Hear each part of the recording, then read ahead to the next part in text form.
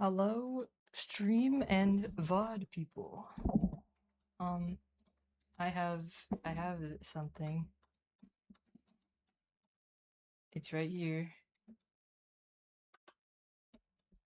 So I gotta fix it. Oh shit. Let's put this up. I forgot chat's there. Okay. This is my Lego Batmobile. And this is all the things that have fallen off from it because I did this maybe a year ago. But today I'm just literally just gonna be breaking this apart and I'm gonna put it in separate bags of like the different colors maybe. I don't know how to organize it, but I'm gonna figure it out. And then literally that's it. I'm just gonna be watching this podcast while doing this because I feel like I have to stream the breaking apart. So There is a special interest that exists. It's called chloroform still got my interest, Dr. where Pepper here. one person might have this fantasy in which they pretend to chloroform someone, rendering them completely consenting but unconscious, so that they can do a list of predetermined, agreed upon acts to said unconscious person. Both parties are in on it. One person wants to chloroform another person. The other person is begging to be chloroformed. Which, side note, Yummy. chloroform is a chemical that used to be used as an anesthetic for humans during surgeries. To put it very simply, it's gonna knock you out. There's these little GABA receptors in the brain. They're like little off switches. And the chloroform, they reach the GABA receptors and they turn off the neurons, if you will. Your brain shuts down, leading to this massive slowdown in brain activity. You've likely seen kidnapping scenes in movies where they soak a rag in chloroform and they sneak up on someone. They pull the rag out of their trench coat pocket and then push it up against their face. You see the victim momentarily freak out before they go completely limp. They pass out, they get dragged into a white van. It actually doesn't really work like that. Chloroform takes at least a few minutes of breathing in chloroform for someone to be rendered unconscious. But from my understanding, it seems that adults with this special intimate interest, they lean towards fantasies of one person being the kidnapper and one person being the victim. That's the allure of this. Usually I do it by color, so I think I'm gonna do that. When is it going to happen? But How I'm are they gonna have a going lot to of kidnap black me? bets. How are they going to render me unconscious? Where will they take me? When will I come to and wake up? What am I going to wake up to? It's like a suspenseful thriller movie that's just playing out in real life. The desire is less about the And I actual can keep scenario, but this rather room, about the power think. dynamics. The idea have, that one like, party a lot can of Ziploc kidnap bags you here. at any given moment, they have power over you, and the experience of the, quote, victim being utterly passive and compliant. Some people go as far to categorize this under a larger fetish umbrella, which is consenting to adult activities while one party is unconscious or asleep. But I wouldn't categorize it under that, since it seems like there are a good amount of people out there that specifically want the chloroform aspect of it. They want someone to chloroform them, or they want to do it to someone. It's a completely normal interest so long as you do not use actual chloroform. Most people will imagine or play out, role play the experience of what it would be like to be chloroformed minus the actual chloroform. That's usually how it's practiced. Anything beyond that is just way too dangerous. There is a very narrow margin between the dosage required to achieve unconsciousness and straight up death. Some people have asked the community for tips. How do I go even further than role playing? I want to start using the real deal. And nearly every single person scolds them in the comments. They're asking them, are you insane? One netizen writes, my partner is a pharmacist and a medication safety specialist. If there is any safe way to have this interest, he would know. There is not. If there is a safe way to knock someone out to the point where you can just tie them up and do whatever you would like to them whilst they're unconscious without waking them up, without the risk of accidentally killing them, then anesthesiologists would not have to train for so long. Another comment reads, you cannot knock someone unconscious without serious risk of permanent damage or death. Another writes, chloroform is dangerous and will most likely kill your partner. If you're going to pretend to do it, then fair enough, but never, ever try and obtain and use the real thing. They say, remember the 3 rules of adult activities? Safe, sane, consensual? This is not safe. This is not sane. On top of that, another comment reads, chloroform doesn't really work the way that you see in movies. It can take a good 20 minutes for it to finally put someone under. And even then, you got to hold that there, during which you can get chemical burns on that person's face that never go away. It's permanent damage. Another comment reads, chloroform is a great thing if you want to leave chemical burns and don't mind killing a few of your special interest people involved. The problem being that poisoning the body until it passes out is only a small step away from poisoning it to the point of killing the body. Another person just writes, do not use chloroform. Although it does make people pass out with the right quantity, the line between passing out and dying is so close. So let's just say it's not going to be fun if you use actual chloroform and actual chemicals. One poster writes about how a few years ago, they tried to pass out with chloroform. It's a long story, but a few years ago, one of their friends had worked in this lab with mice, and they used chloroform as an anesthetic for the mice. And I guess as a prank or something, he gifts OP a bottle of the chloroform, which he never requested. In fact, the original poster of this comment was a little bit upset that he got gifted this, because this is a whole other story. It's just shady if you have a bottle of chloroform, and likely it's a hassle to get rid of it in a safe way. I don't think you can just pour it down your drains. I don't think you can just pour it down the toilet. You can't just throw it out in the trash. I'm sure there's a whole method to it. So what does OP do with this now? He decides, well, I figured if I wanted to experiment, now was the time. I wanted to see if it was like it was in the movies. So I gave it a try and found while you could absolutely pass someone out with it, it's way over dramatized in film. He tried 4 times to use chloroform. He put it on a sock. He put it on his face. And the very last time he experimented, he said, you know, I tried it. I guess I kept the sock a bit too close to my face for a bit too long. I woke up on the floor in between my computer desk and my speaker cabinet. I'm not sure how I didn't knock the speaker over, but I got up in this daze wondering, why was I on the ground like that? Why was I like that? I got back on my computer like nothing happened. About 2 minutes go by, and I realized, holy shit, I knocked myself out. He proceeds through the rest of the day, and fast forward 2 days, he had been laying on his bedroom floor for the past 48 hours. What? So he knocks out, he gets up, and he's like, oh, that was weird. I was out for a few minutes. The rest of the day continues like nothing, and then he doesn't remember the next time he knocks out. And the second time he knocks out, he's gone for like 4 days. Oh, he passed out again for 2 days? Yes. How? He doesn't know. He just woke up on the bedroom floor. 2 days had gone by. He said he's sweating like crazy, feeling insanely cold and sicker than he's ever felt. He said, I was also peeing dark red. So what do you know? I have time to do some more research. I find that the toxic properties of chloroform, they take a long time to leave your system. They build and build very slowly, and they leave slowly. And that is when I realized how close to death I was. Wow. Again, I'm not judging a single person who might have this interest. I'm not here to dictate what anyone does in their free time or to make someone feel bad about their interest. But please, everyone, do not use real chloroform. I want everyone to be safe and alive. So with that being said, remember the 3 pillars: safe, sane, consensual.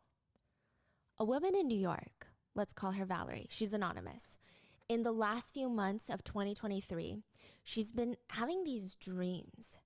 It feels like a dream, and logically it makes the most sense that it's a dream because there's no other explanation for any of this. She will just wake up in the middle of the night, see what feels like a rag being held over her face. She smells a strong, slightly sweet, but also chemically scent, and then she blacks out. Maybe she goes back to sleep. Maybe it's a dream. She doesn't even know. The first time it happened, I'm sure we can all come up with some sort of rational explanation for this. But the second time, the third time, the fourth time, she's like, okay, I just need to know what is going on. What is happening? Why do I keep having these dreams or visions or whatever this is?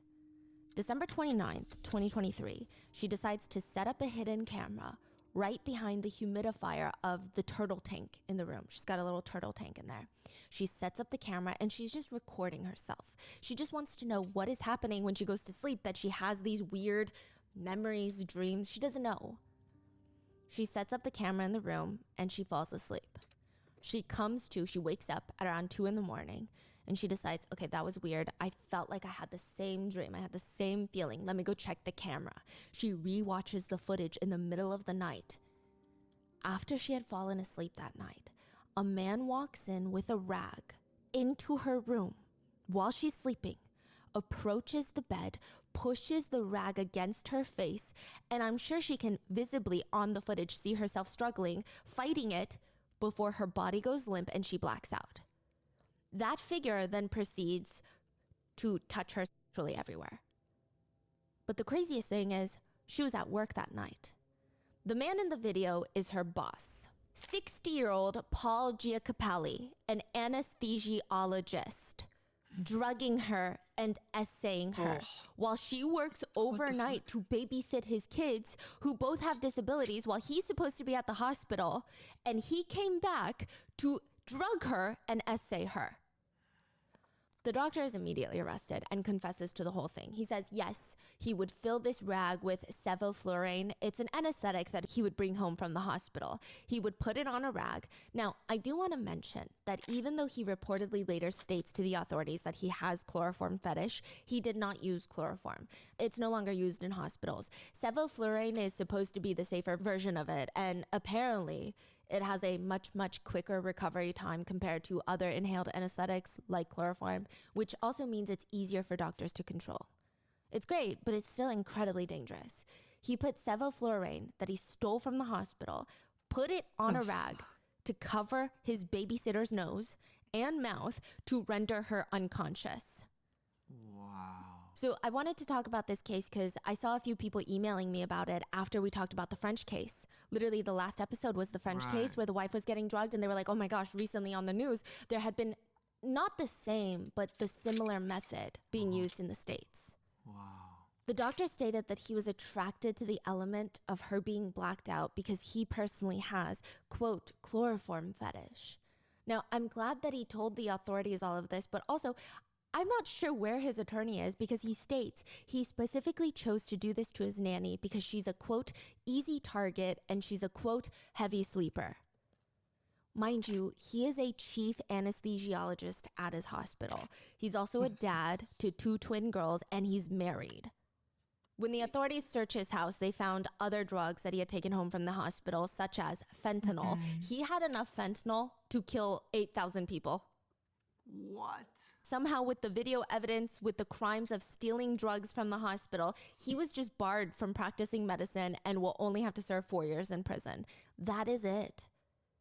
He's 60, by the way. So if there are conversations right now about, is she really the only victim that he's had? He's likely been practicing as an anesthesiologist for most of his life. He's admitted to having a chloroform fetish, according to the press releases. And the way he commits his crime is so aggressively in your face. He has no fear. Some theorize that he could have easily had more victims. Yeah. Which, side note, if it is true that he has this particular fetish interest, that's terrifying. There was this one poster on a forum that reads, I have a major fantasy about women being put to sleep through chloroform. AMA, ask me anything. Someone commented, have you ever considered becoming an anesthesiologist? To which this person with the same shared interest responds, wow, amazing question. There absolutely was a time in my life where the idea crossed my mind. I was a teenager deciding what to do after school. I was incredibly terrified, though, at the idea of living a life where my work and my fantasies were mixing together. A major part of it was, could I have kept it all together and managed this fantasy in a professional context? I think it's already hard enough to just plain have this fantasy and openly talk about it. In a professional context, though, it would be impossible. If this topic would come up in real life, even amongst my friends and people that I trust and respect, even when everybody around me is drunk, I get super red and I start getting flustered, like this mixed feeling of enjoyment, embarrassment, and arousal. What if I'm on the operating table and I royally fuck up because I have this fantasy? I could never live with myself. Many netizens agree, stating it makes it even creepier that Dr. Paul is an anesthesiologist because, again, if it's true that he has this fetish, imagine the anesthesiologist in charge of your life, keeping you stable and safe during the operation, is too busy getting off on the fact that they rendered you unconscious. Even minor errors or oversights in anesthesiology have severe consequences, literally death, brain damage, death. Those are the consequences. Another comment reads, shouldn't the fact that he was a doctor and had knowledge and the specialized knowledge and commission of these crimes have been an aggregator rather than a mitigator? I mean, it makes the crime worse that he knows how dangerous this is. Yeah. Another comment reads, so she basically got all the evidence herself, gave it to the police, and then he only got 4 years? This is so ridiculous. His attorney states that Dr. Paul is now, quote, assuming responsibility for his crimes and is now focusing on tending to his family. One comment just reads, that's privilege for you. With money, buying the best lawyers, and gaming the whole biased legal system. There is a lawsuit pending in civil court. I hope the victim gets better justice in the civil courts because this whole situation is very demented. What are your thoughts on that situation? I just wanted to cover the case because I did receive a few emails on it. It reminded me so much of the French case in a certain way, and it's happening here in the United States, but there wasn't enough information to do a full deep dive. So we'll just have to wait and see what happens in the civil courts.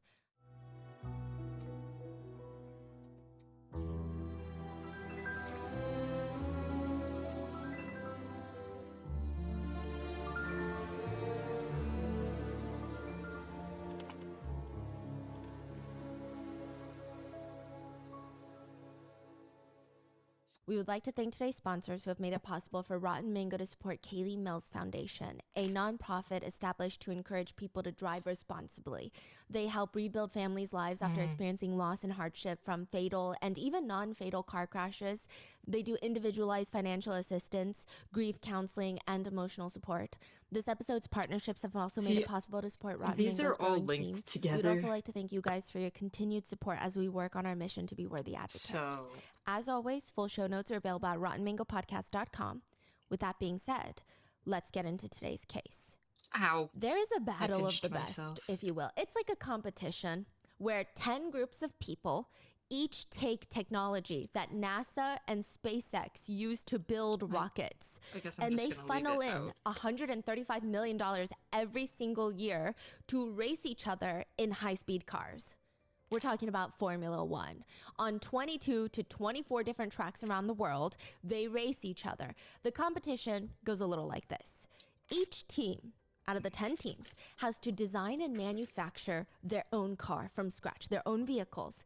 There's a whole list of regulations that are set by the FIA and the F1 teams that each team has to follow. Apparently, that's why it's called Formula One. That's the formula in Formula One. Given the regulations, given all of these random rules, each team is trying to find the best formula for the fastest car. And it's really difficult. I mean, the regulations are pretty nitpicky. One interesting regulation is that F1 drivers' drink bottles need to be 1.5 liters or less. That's not a lot of water? Is that what It's not a lot of water at all Okay. for the whole 90 minutes that they're racing. And the fact that they're regulating how much water or how much drink you can bring into your car as an F1 driver is kind of fascinating. Now, they say it's set because it's a safety hazard in the case of a crash. But also, without a bottle limit, teams might try to use larger drink containers for weight distribution benefits. It's that crazy. Which, side note, they're not even talking about Stanley bottles. The drink system for drivers is typically this big squeezy bag that's piped into their helmet. And it's not water. It's glucose water. It's sugar water that has vitamins and minerals to keep drivers at peak performance levels throughout the 90 minutes. Some drivers state, actually, I don't even like to drink it during the whole 90 minutes. After the first lap, I stopped drinking it because the heat in the car heats up the drink to the point where it's uncomfortably hot. In all these highly specific regulations, each car needs to be able to be the fastest at two things: going high speeds in a straight line on a straight road, but also very good at making super fast turns. Apparently, that's a very difficult combination to nail. If you're good at one, likely you're not good at the other one. These people are basically testing the rules of physics on a daily basis. You also have to factor in that at the end of the day, these are cars. They can overheat. You need to have cooling systems to make sure your car does not essentially blow up from overexerting itself. And it is so detailed. You know how the Formula One cars, they have the logos and sponsors on their cars. The fastest, cheapest way to get those logos would to be slap a giant sticker on the car, like a bumper sticker, which they don't do because It's not because they need to save money. It's because even the stickers add the tiniest bit of weight, which causes drag on the cars. So they need to be spray painted on. The 10 teams are coming in to the finish line within seconds of each other. The margins of winning are so slim. The only way to win is to make sure that every aspect of each car is as near perfect as you can get it. Some of the most notable teams are Red Bull Racing, McLaren, Ferrari, Mercedes, Aston Martin. They have to create the fastest car they can and then repeat the process because each team has 2 drivers. But the process is not easy. These teams then meet up around the world on these very oddly shaped tracks to race each other going over 200 miles per hour. There's a whole operation behind the scenes. F1 feels more like a tech sport than anything. There's a control center of people being fed information in real time about the car's performance. They factor in a million possible scenarios. They pick the best ones. They strategize. They feed it to the driver in real time. There is so much going on. It is a very dangerous sport. In each race, the drivers can lose up to 10 pounds of just water. They become severely dehydrated because of the stress that their body is under. This sport requires you to train very strange muscles that normally people do not train, the neck muscle being one. That's why a lot of the F1 drivers have pretty thick necks. Because when your car is moving and turning at such a high speed, the G-force that's applied to your neck could snap your neck. And if you snap your neck, you're pretty much dead. They train by hanging these weights, like the weights that you use at the gym. And instead of doing squats with them or bicep curls, they hang them off their neck to work out their neck. And people will pull on them to help build their resistance. Yeah. Now, as well as breathing, the G-force causes them to not be able to breathe. They need to have the correct breathing techniques to not lose their breath and make a mistake, or honestly cause a fatal accident because of it. It's a very unique set of skills, one that is described as having the strategic abilities as a chess grandmaster, but having the reflexes and quick maneuvers of a firefighter. And then the average reaction time for an F1 driver is around 200 milliseconds. So when that buzzer goes off, they react in 200 milliseconds, pedal to the metal. To give you an idea, Usain Bolt, his reaction time is 160 milliseconds. The average human, you and I, 600 milliseconds. Huge difference. And then having the stamina and endurance of a marathon runner, there are so many safety regulations that are put in place. And there's all these things that each team does to mitigate any sort of accident. But ultimately, even with hundreds of highly skilled engineers and safety experts working on these cars, even with these professionally trained drivers who know exactly what they're doing, they practice their whole lives for this. F1 is ultimately a very dangerous sport. The cars are being driven at high speeds, crashes, flips, fires. Over the years, a lot of F1 drivers have died. It's not safe. But what happens when a 16-year-old spoiled teenager gets into a fight with his mom because he doesn't have his own American Express Gold card and decides to go onto the street and drive like a Formula One race car driver on a residential road? Grosse Pointe, Michigan is a place where if you want to be seen, you should probably buy a nice car. It's not the wealthiest zip code in Michigan, but a good chunk of it is in the second wealthiest neighborhood of Michigan. It's a well-off area. Some people say you can tell it's a good area because when you drive by the local high school, the parking lots, the way that they're set up, I mean, you're seeing high schoolers drive in Mercedes, Range Rovers, Audis. That's typically when you know you're dealing with a rather wealthy crowd. It's definitely a neighborhood where a good chunk of the kids, they go on family vacations to Europe during summer break. But even then, a BMW X3 M Series is a pretty standout car. The BMW X3 M Series is a $70,000 SUV. It's That's not a high good car. performance, it's luxury, it's a BMW. Bullshit. It has significantly way more power than a regular SUV, and it's a lot sportier. I The thought this said M is the Q3. performance version of the BMW cars. The car goes from 0 to 60 in 3.2 seconds. A regular SUV of that size, 6 to 8 seconds, 0 to 60. And it's not just about how quickly it goes, it's about how fast it can go, period. A regular SUV, you're talking 120 miles per hour, that's your max. The BMW X3 M, 177 miles per hour. Yeah, Which what's the honestly, fuel mileage? I don't know when you'll ever need that fuel unless you economy? plan on taking your SUV to the track. Across the US, the highest speed limit zones are usually in the rural highways, and you're looking at 85 miles per hour. That's the speed limit. Nowhere near this 177 miles per hour this BMW can do. But I think the part that gets a lot of people going about this car, especially the ones that are into cars, it's a high performance model. So yes, it's gonna make a lot more noise than a regular SUV. The engine is gonna react, make those loud crackling noises that a lot of car people are into. And because this is a wealthy neighborhood, a lot of these kids have access to these nicer cars.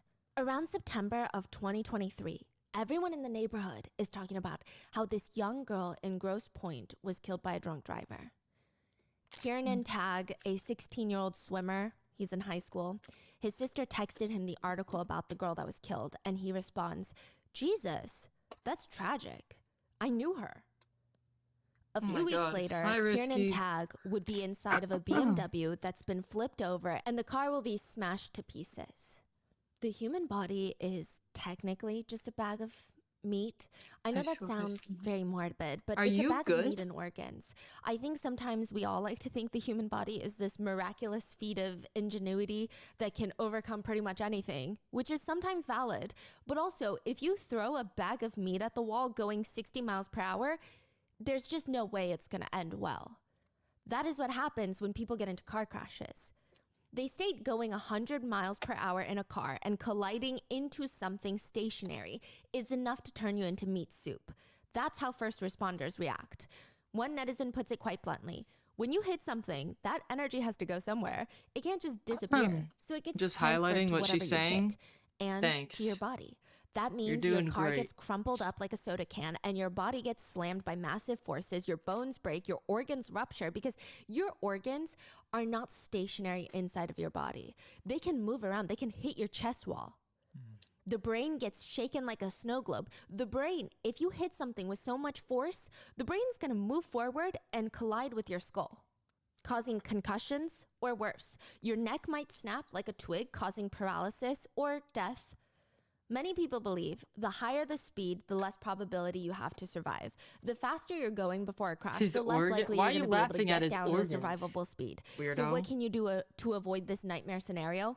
The obvious answer is don't drive at 100 miles per hour. Seriously, there's no good reason to do that. It is illegal, dangerous, and very stupid. That is what a lot of the commentators state. They state not only are you risking your life, but others on the road. November 17th, 2023, in Grosse Pointe, Michigan, on this very quiet residential street with these wealthy homes perfectly lined up. It's not even that late at night when residents hear what sounds like this big crack of thunder. Have it, They're bro. like, what was that? Then another noise, and it sounds like a stick Doing too of much. dynamite exploding. There's weird hissing noises, whirring noises, just all sorts of weird, chaotic sounds. And then there's almost this brief ear-screeching, scraping noise if you're gonna get a piece of jagged metal and then just drag it across the driveway. That's what it sounds like. I mean, What the hell is that?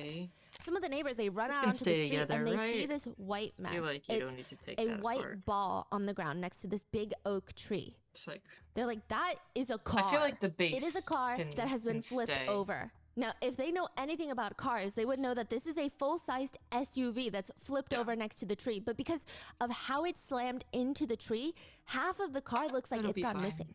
It looks like half the car was cut. Can always Someone take took a it knife, apart cut later. half the car, and then stole the rest. It's been crumbled.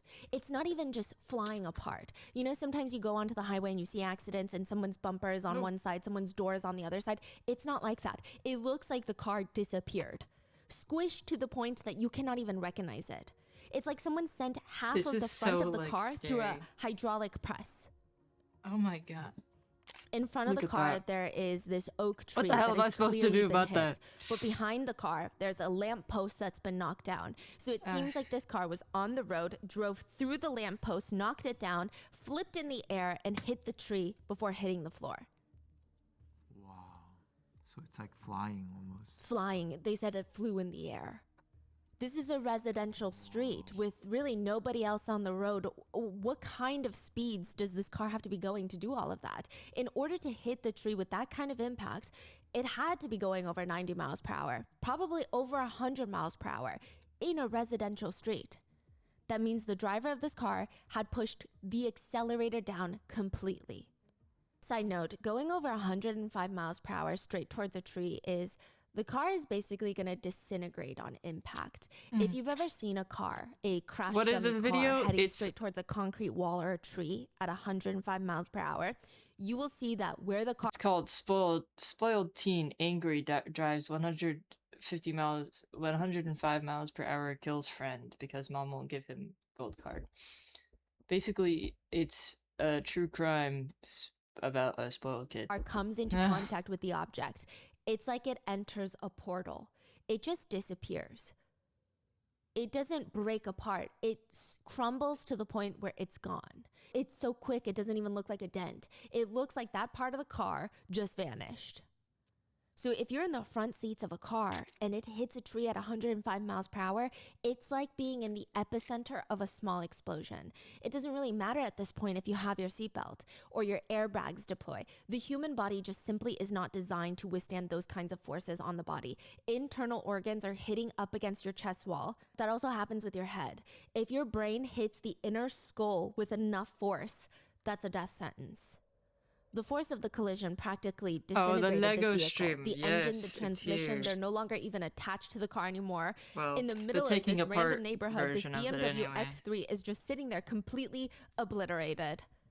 When first responders get to the scene, they realize two of the local star swimmers, one is this 18-year-old freshman in college, Flynn McCrell, another a 16-year-old boy in high school, Kiernan Tagg. They were both in the car. They were less than a mile from Flynn's home. They're going faster than 100 miles per hour in a 25 mile per hour residential zone. They're going 80 over the limit. Gosh. When the investigators get there, it is unclear if anyone was able to survive the incident until they see a foot and another, and one of the two boys in the car steps out by themselves and then collapses right in front of the investigators. He's going to be rushed to the hospital with serious injuries, and the other occupant would be pronounced dead at the scene. There were no drugs involved. There was no alcohol involved. So what the hell happened? 16-year-old Kiernan Tagg wakes up in the hospital, and everybody is asking him, what happened? Like, what happened in the car? What the hell is going on? And this all starts because of an American Express Gold Card. An American Express Gold Card is not the most prestigious credit card on the market, but it's not an easy one to get. Typically, you need to have an excellent credit score, and there is a $250 annual fee just to have the credit card, to be able to use the credit card. The average gold card holder likely makes around $130,000 a year, their household income. That's what the estimates show. But 16-year-old Kiernan Tagg is like, I want my gold card. I want a gold card. That is crazy. He's pissed that he doesn't have one, to the point where he allegedly starts throwing and breaking things inside the house, screaming at his mom about how unfair it is that he doesn't have an Amex. He's breaking curfew. He's sneaking out in the middle of the night. He's taking his mom's credit cards to buy whatever he wants without her knowing. He's taking the car out when he shouldn't. There was this That's one why I'm not incident hearing where any of people were called to Kiernan's house because he wanted to take out his mom's car, the BMW or the Audi. She Forgot to open refuses. this. He breaks the coffee table. He even admits it. Well, in a very gaslighting manner. He breaks her table, storms out. He's 16, by the way. And then he texts his mom. I simply asked you if I could take your car, yet you refused. Now I'm running late, and now we have a broken table. Eventually, he would text her, okay, fine. Okay. I'm sorry about your table. Now I can All hear of when this people because his chat. mom did not let him take the Audi Sports Coupe out for a joyride. And maybe she shouldn't let him have the car.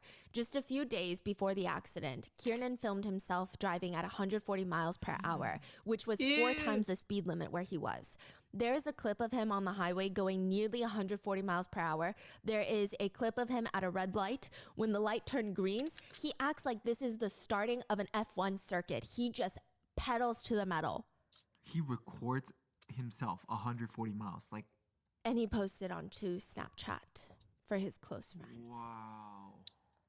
He does the same thing in residential areas. And another time, he's in this parking lot. He makes a left turn. He waits for this elderly woman to walk past. So clearly, he knows this is an area where people are just walking around. He waits for her to pass, slams on the gas. 4 months leading up to the accident, in November of 2023, he was hitting speeds of 127, 143, 102, 150, 155 miles per hour on the road, all on completely separate dates. Yeah, I mean, I don't know. He thinks he's going to be featured on the next Fast and the Furious movie or something. I don't know what the purpose of any of this. Ultimately, he's taking pictures of his own crimes as well. And these are likely going to show up in trial later. In October, he was in the car driving 94 times in the month of October. In almost half of his rides, he's hitting 90 miles per hour speeds. Wait, in October, he was driving 94 times? Yes. Like 3 times a day? Yes. Wow. And in half of those, he's driving over 90 miles per hour. The highest speed ever recorded was 2 weeks before the crash. He went 153 miles per hour for 20 miles. People did the math, which going 153 miles per hour for 20 minutes is about 8 minutes of full-on driving at 153 miles per hour. To give you some context, each track for F1 drivers is different, but even on the faster tracks, because some tracks, it's easier to go faster, there's more straight shots, it's just safer. Per average 90-minute races, each F1 race lasts about 90 minutes. On a super fast track, drivers will spend 18 to 27 minutes going 150 miles per hour or faster. On a slow track, maybe they spend closer to 4.5 to 9 minutes going 150 miles per hour or faster. So he was going like F1 speed. Yes. But this is like, I don't even think the 9 minutes is straight. I'm sure it's collectively 9 minutes. Right. But he's going 8 minutes nonstop at 150 miles per hour for 20 miles. That is crazy. And he's documenting it and sharing it everywhere. Yes. That is crazy. That means a lot of people saw it too. Yeah. Wow. Now, going 153 miles for 8 minutes, yes, maybe safe for F1 drivers, not for real roads. Clearly, Kiernan needs to be arrested. He's been driving recklessly for months prior to the accident. He would drive and just slam on the accelerator, sending the car 100, 150 miles down a residential street. Eventually, in November, he would slam it into a tree, killing his friend, his passenger, Flynn McCrell. There are now calls, though, for his mom to also be arrested. Now, I think this is the element that this case is getting a lot more attention, along with the fact that Kiernan is just overall a pretty spoiled kid. But given the information you have right now, do you think the mother should be held accountable because he's a 16-year-old? Maybe he's abusive with his mom, but that doesn't mean that she Maybe will this is fine, automatically think Toby? that he's reckless with his car, right? Maybe he blocked her on Snapchat, or do you think she knew? What would be your answer right now? Because maybe the next information is going to change your opinion. Kiernan's mom was scared something was going to happen while her son was driving. She knew that he was speeding and driving recklessly.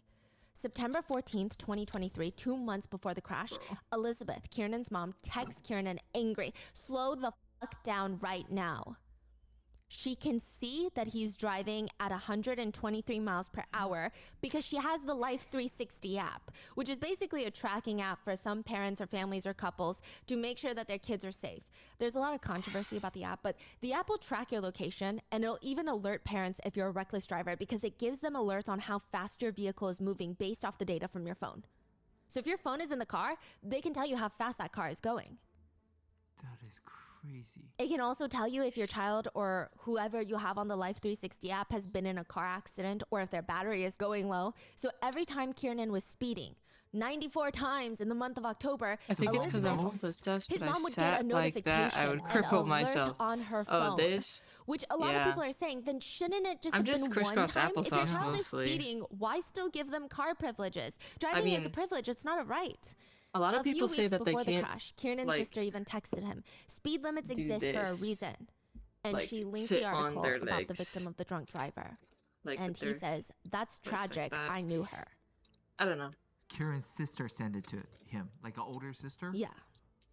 But clearly it does nothing to his brain because 2 gotta- hours later, you gotta his stretch mom more to starts spare. texting him. I have screenshots of you doing 90 miles per hour in the middle of the night when I didn't even know you left your friend's house. And again, 2 weeks ago, going 123 miles per hour just because. Your obsession, word choice here is intentional, with cars having upwards of 600 horsepower is not healthy. It's not safe and it scares me to my bone. 3 weeks later, Kiernan's mom buys a BMW X3 M Series. Some argue, even if she didn't have the app, it's Looked pretty like you were easy to tell sitting that on he's your doing sheet. these things. I mean, Also, a he's few days, taking but videos I of mean, I himself am basically kind of sitting drag on my racing. feet. And even if she didn't take away his car for that, he's done so many other things to warrant him getting his keys taken. In 2020, And a police my day report is shows that going Kiernan good so assaulted his far. mom and just left the house. He went to a friend's. Apparently, they got into this massive argument where he was driving. I just She want was in the this back seat. He to be turns around and done. starts Wait, hold up. In punching. 2020, But for it to be Yeah. done, He I was have driving? to strip it. Yeah. So if he was 16 years old, Yeah, that means he's like 12, 13? yeah. I don't know why he's driving. What? And he starts punching his mom and biting Girl. down on his mom. She called the police on While him. he's driving? Yeah. What is going on? Now, I mean, you can't really How say come that you're the mom is so lost taking and apart the confused on what to do Batmobile? either. I mean, I Because don't think it you can. had a bunch of At one parts point, taken about apart. a month prior to the accident, she texts her son, her 16-year-old son, and asks gotta him put this to down. pick up a bottle of wine I for her. took She it texts, apart "Will you pick up because there was a bottle bunch of wine, parts that please?" were taken off He by my responds, "Sure." dogs. A and week later, just a just- few days before the I don't crash, know. she texts him a screenshot So I of have an to take it article that apart to lists be out able the to put it back punishments for someone who together. is using a fake ID. Which, I mean, she didn't send that a week prior when she was asking him to pick up a bottle of wine. So it's a little strange. It's very confusing behavior. Wait, the mother asked 16-year-old son to pick up a wine because she knew that he has a fake ID? But I guess she's okay with it because he says sure. Yeah. Now, I did see some people who claim they know the family, who claim they're from Grosse Pointe, and they claim that the mother has a drinking problem. Okay, well, it Doesn't doesn't matter, yeah. But the fact that she's asking an underage Yes, son to pick up a drink for her, yes. and then a week later sends that article, what's the intention behind that? I don't know.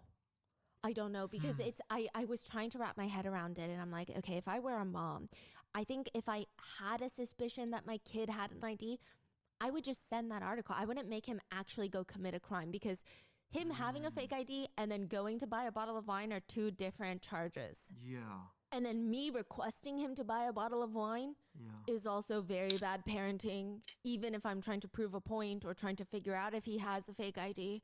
It's just very odd behavior. Now, throughout all of this, she never takes his keys away. Since 2018, Kiernan has at least 22 documented incidents with the police, the majority of the calls being about him wildly out of control.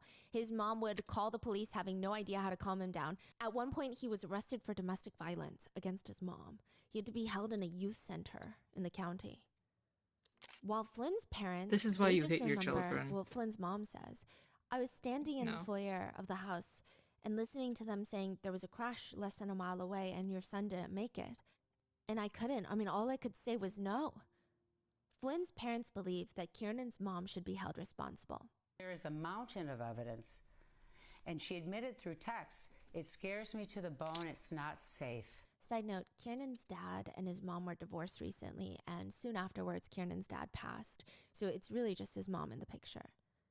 Flynn's parents say Elizabeth, his mom, should be held accountable. They say she was sitting on a ticking time bomb. She knows he's out of control, yet she basically gets him a weapon. It's like she handed him an AR-15. They argue because this wasn't an accident. Accidents cannot be prevented. This could have been prevented 100%, not only once, but for 4 months it could have been prevented.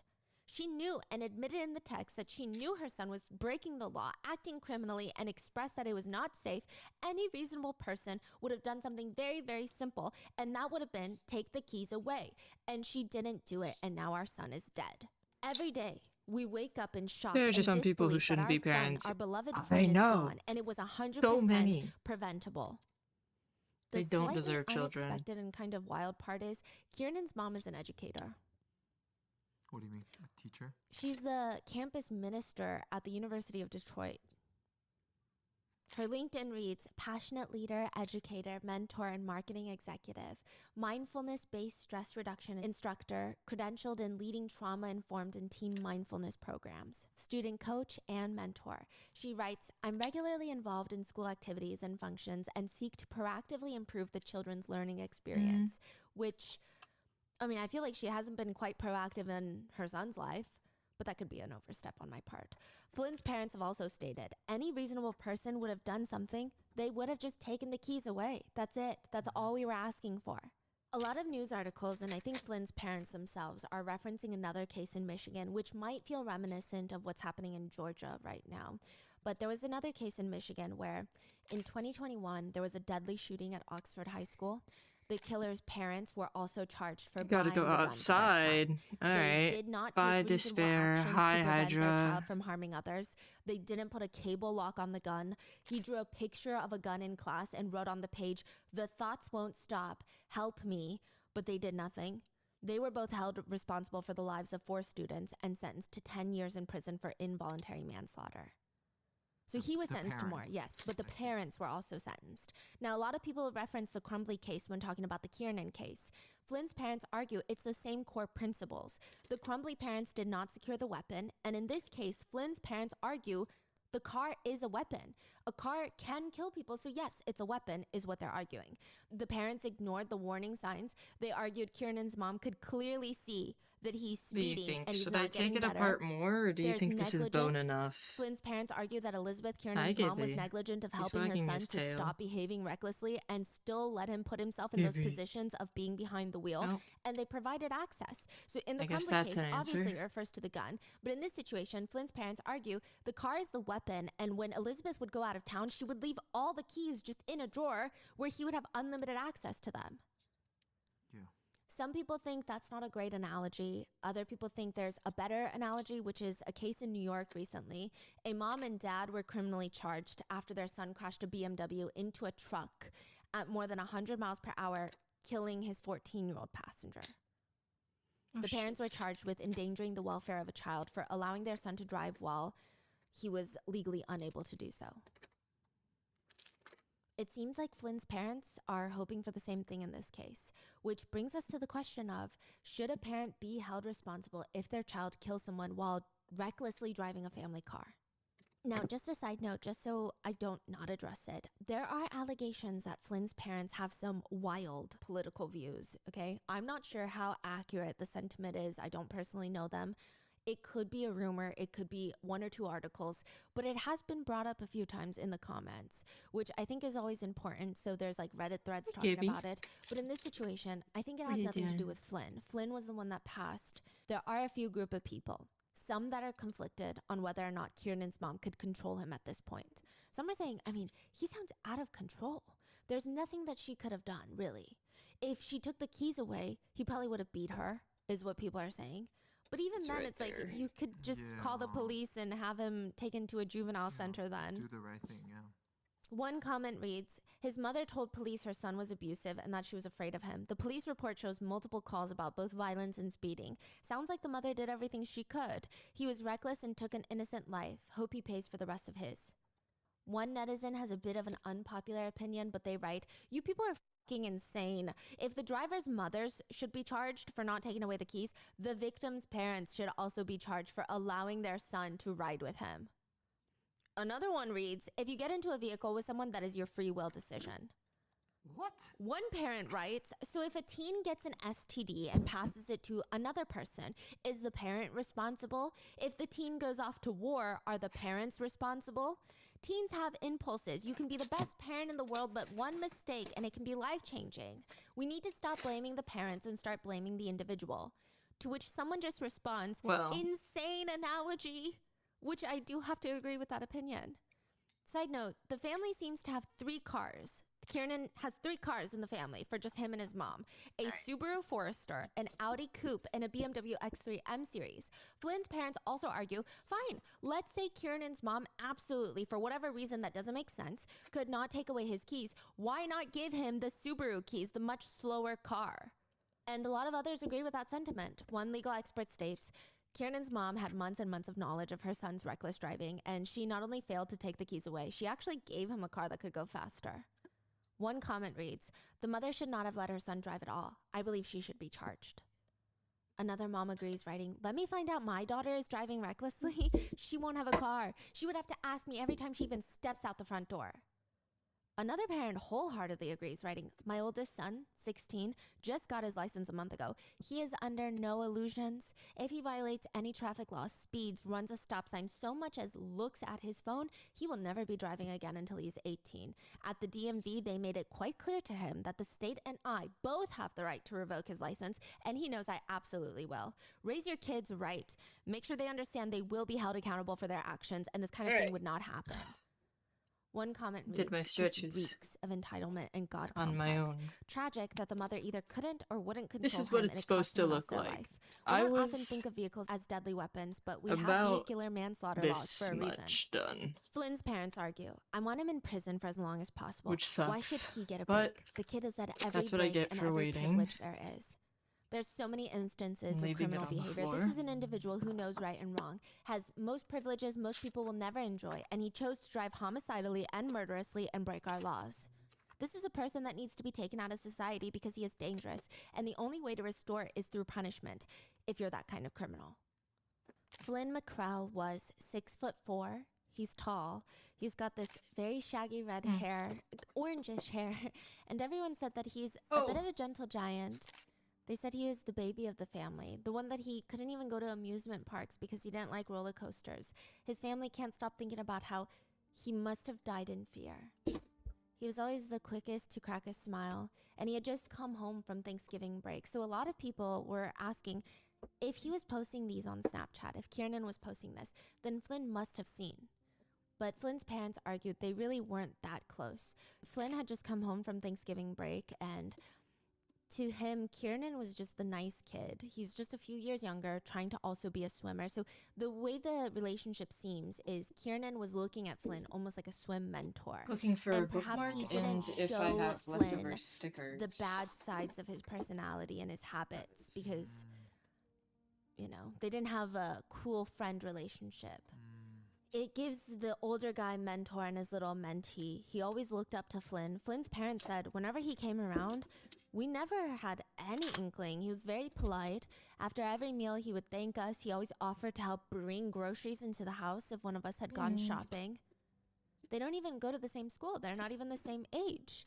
Flynn is a freshman in college. He's 16. They just live on the same street and they're both swimmers. That's how they know each other. It just seemed like Flynn took on this friendship with Kiernan as a helping role. what the hell? He just wanted Why Kiernan do I have to a be Lego in better my swimmer. drawer? Flynn's older brother says, Flynn was an angel. He was selfless. He wanted so much for you. I feel as though I've lost my life when Flynn was murdered. I've been robbed of the next 60 to 70 years of my life with Flynn. Flynn wasn't worried about the future. He wasn't worried about his own place in this world because he innately didn't have to be worried. He was always in the moment, and I will always think of him and I will see him again. Flynn's mom says, nothing is going to end the hell that we have been through. It is inconceivable to me that I've lost my son. To say this is a living hell is an understatement. My family has been ruined. My family's life has been ruined. No one should ever, ever have to lose a child like this. I still can't believe my big, calm son is gone. There are rumors that Kiernan is out on bail. He was arrested, he's out on bail, and there were rumors that he was dancing on TikTok with his girlfriend to the song Celebration about 2 months after he killed Flynn. He allegedly wrote a poem for school, Ode to the Frog, and it reads, "Oh, Mr. Frog, the hate you give. Through that wretched croak, it deafens me, making me feel like a bloke. You're always there, I can't escape the wretched croak. All animals live carefully, scared of what's to come, never knowing when a breath could be their last croak. Croak, croak. Here came the frog, and with it came death. I was scared, but all of a sudden, I awoke." Kiernan is currently out on bond awaiting trial, which is set to start February of 2025. He will be tried for second-degree murder. He's a minor when this took place. He was 16. He's 17 now, but he will be charged as adult designated, which means if he's convicted, the judge can sentence him as an adult or a juvenile or a mixture of both. They can kind of blend the sentence. The most he can face, if the judge decides to sentence him as an adult, he'll be facing life in prison as maximum punishment. What are your thoughts on this case? How long do you think he deserves to be in prison? Oh, Yeah, what? it's That's so it? scary, especially driving residential roads. I go under. Yeah. Bada bing, bada boo. The steps are pretty simple. You aim, pull the trigger, and Oh. you shoot. And then you repeat. It's pretty standard. The first few times that Johnny is doing this, he's struggling a little bit, but the practice rounds, the more he does it, it's helping him This will get be into my the bookmark. groove. It's helping him understand how to be one with the gun. And now this time it's going to be so much easier. It's locked, loaded, ready to go. Johnny's girlfriend, Cassandra, is scrunching up her nose in disgust. She's got her arms stretched out as far away from herself as possible, and she's just pouring bleach onto the bathroom floor. Listen, home renovation is typically not the ideal way that couples want to spend their time, but they're about to host this massive party and they need the house to be somewhat presentable. They're scrambling to get all these little mini projects around the house done. I mean, Cassandra has used so much bleach. The bottle is empty by the time that she's done with one bathroom. And now this very strong scent of bleach and whatever else she was originally trying to clean up is so overpowering, it's piercing through her nostrils. At this point, if she stays in the restroom any longer, she's gonna get high on the fumes. But that's where Johnny's gun comes in handy. His caulk gun. Cassandra closes the door halfway behind her. Johnny walks up and he's got this tube-shaped dispenser. It would be easier to just He pulls the rip metal it, trigger and this wouldn't it? thick white silicone-y liquid comes out. I mean, it's basically an industrial form of a white silicone glue, and it's gonna seal the entire seams of the door. I mean, the directions are pretty easy. I Aim, hate this. pull the trigger, and shoot. The silicone parts, they start flowing out of the caulking gun. He repeats the process across the perimeters of the interior doors. Effectively, he glues the doors of the entire house shut. Every interior door, into the bedroom, into the restroom, he's super glued it so that you cannot open it. Even if you want to get inside, you can't get inside. If you're inside, you can't get out. Huh, okay. And the two, 17-year-old Cassandra and 19-year-old Johnny, they're crossing their fingers. I mean, hopefully, none of the guests at the party would be able to smell the two dead bodies upstairs. Not after the bleach, not after they glued the doors shut, right?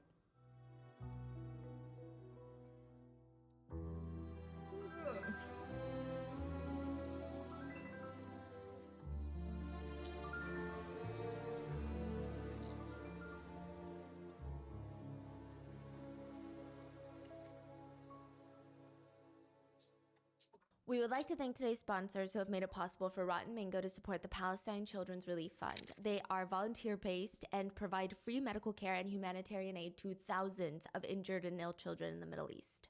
This episode's partnerships have also made it possible to support Rotten Mango's growing team of dedicated researchers and translators, and we would also like to thank our listeners for your continued support as we work on our mission to be worthy advocates. As always, full show notes are available at rottenmangopodcast.com. Now, some brief disclaimers before we start today's video. Some names have been changed for privacy for different individuals and witnesses involved, and some statements have been condensed for time. There are mentions of CSA as well as relational violence, and perhaps the biggest theme throughout this entire episode is self-exit attempts. If anyone you know or if a loved one you know is struggling, or if maybe you are, resources will be linked in the show notes. And with that being said, let's get into today's video. There was something really odd happening in a suburban town outside of Atlanta. In the span of a wanna week, destroy there had all been of a it. series of attacks. 3 couples had been attacked in 3 separate homes. Which, you know, okay, maybe the investigators believe Let's- that some serial killer is on the loose targeting random couples and homes. Let's But interestingly see. enough, there are no signs of a break-in Maybe- in any of the homes. Maybe I can April skip ahead. 2nd, 2017. Couple A is found attacked in their beds at night. No signs of a break-in. The entire house is ransacked, and they are left with their throats slit. 6 days later, April 8th, 2017, couple has B blue. are attacked right when they walk into their house. They're sprayed with bear mace. It's like pepper spray, but stronger. It's for bears. They're sprayed with bear mace and beaten over the heads with a metal bat. And then just a day later, couple C is found slumped on top of each other in a bathroom covered, just smeared in blood, unconscious. The investigators working the case, they would find some very interesting things. These were clearly not random attacks. Couple C was found to have been driving Couple B's car. So Couple C and Couple B are connected. Okay. Couple C's intimate videos were found on Couple A's phone. So Couple C and Couple A are connected. But how are all three couples connected? And what set off a sequence of events that would kill two of them and almost leave the other four dead? The investigators believe Couple C are the ones linking all three couples together. They are the connection. They have Couple B's car, their videos are found on Couple A's phone, and they had just been discovered by the authorities in the restroom, unconscious, covered in blood. I mean, they're bleeding out. They need to be rushed to the emergency room ASAP, and if they don't make it out, if they don't live, there's gonna be so many unanswered questions. So now all the police can do is wait for 19-year-old Johnny Ryder and 17-year-old Cassandra Borge to wake up. Some adults will say that teenage love is strong because there's a ridiculous amount of hormones that make teenagers believe this is the last love that I will ever feel in my life. Adults will try to tell their teenage kids, no, don't worry, it's because your hormones are going crazy. The emotions are so extreme.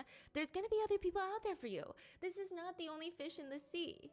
Yeah, well, 19-year-old Johnny does not believe in all of that. He's 19, he's almost 20, and he had found his freaking soulmate. 17-year-old Cassandra. Listen, love is about loving every little part of your partner. I mean, even the stuff that other people might think is just not as exciting. And Johnny finds every little thing about Cassandra so absolutely perfect. Like, it's kind of cute that all of her phone passwords are just 1, 2, 3, 4. She likes it so uncomplicated, but at the same time, she herself is so complicated. She's like this short little 5', 3-inch ball of energy, and you would expect with her short little height, she's not gonna be a fighter. But then you find out that she takes Tan Sudo. It's a Korean martial arts. She's been doing it for like 6 years of her life, and she knows how to do a knife hand strike, where you strike and break the concrete blocks with the edge of your hand, or like a roundhouse kick, where you can spin your full body, jump up with your foot in the air, and strike something or someone. She even took Shaolin Kung Fu, Chinese Kung Fu. I mean, she's so good at it that she went on these international trips in China to compete in tournaments. Yes. Really? Actually very good. And she's just so cool. But then she had to quit. She had to give it all up because, you know, she said her emotions and feelings were all over the place. She wasn't able to sit there and really focus That's on the the wrong movements and be way. in that headspace that you need for martial arts. And Johnny felt like there's something that he could help with. He could save her from that. To Johnny, I mean, Cassandra's kind of the perfect girl, the definition of a soulmate. And even though they had only been dating a few weeks, he felt like they had been together for a freaking lifetime. He's sitting on the ledge of a parking lot in downtown Atlanta, and Cassandra's right next to him, and they see the whole city. I mean, it's so beautiful, it's peaceful. It's a parking lot, so it's not a tourist attraction. They're basically alone. And for a while, they're talking, they're listening to music. But then there's this moment of silence where they're just taking in the view, and Johnny turns to look at Cassandra. She looks at him, and he just sees this burst of purple around her. And he's like, I don't think I'm on drugs right now, but maybe I am. But I don't think so. It's like an aura, a glowing light orb radiating out of her body, a light bursting out of her, like she's the center of the universe, the core of this parking lot, and the world just revolves around Cassandra. And he's just staring in awe.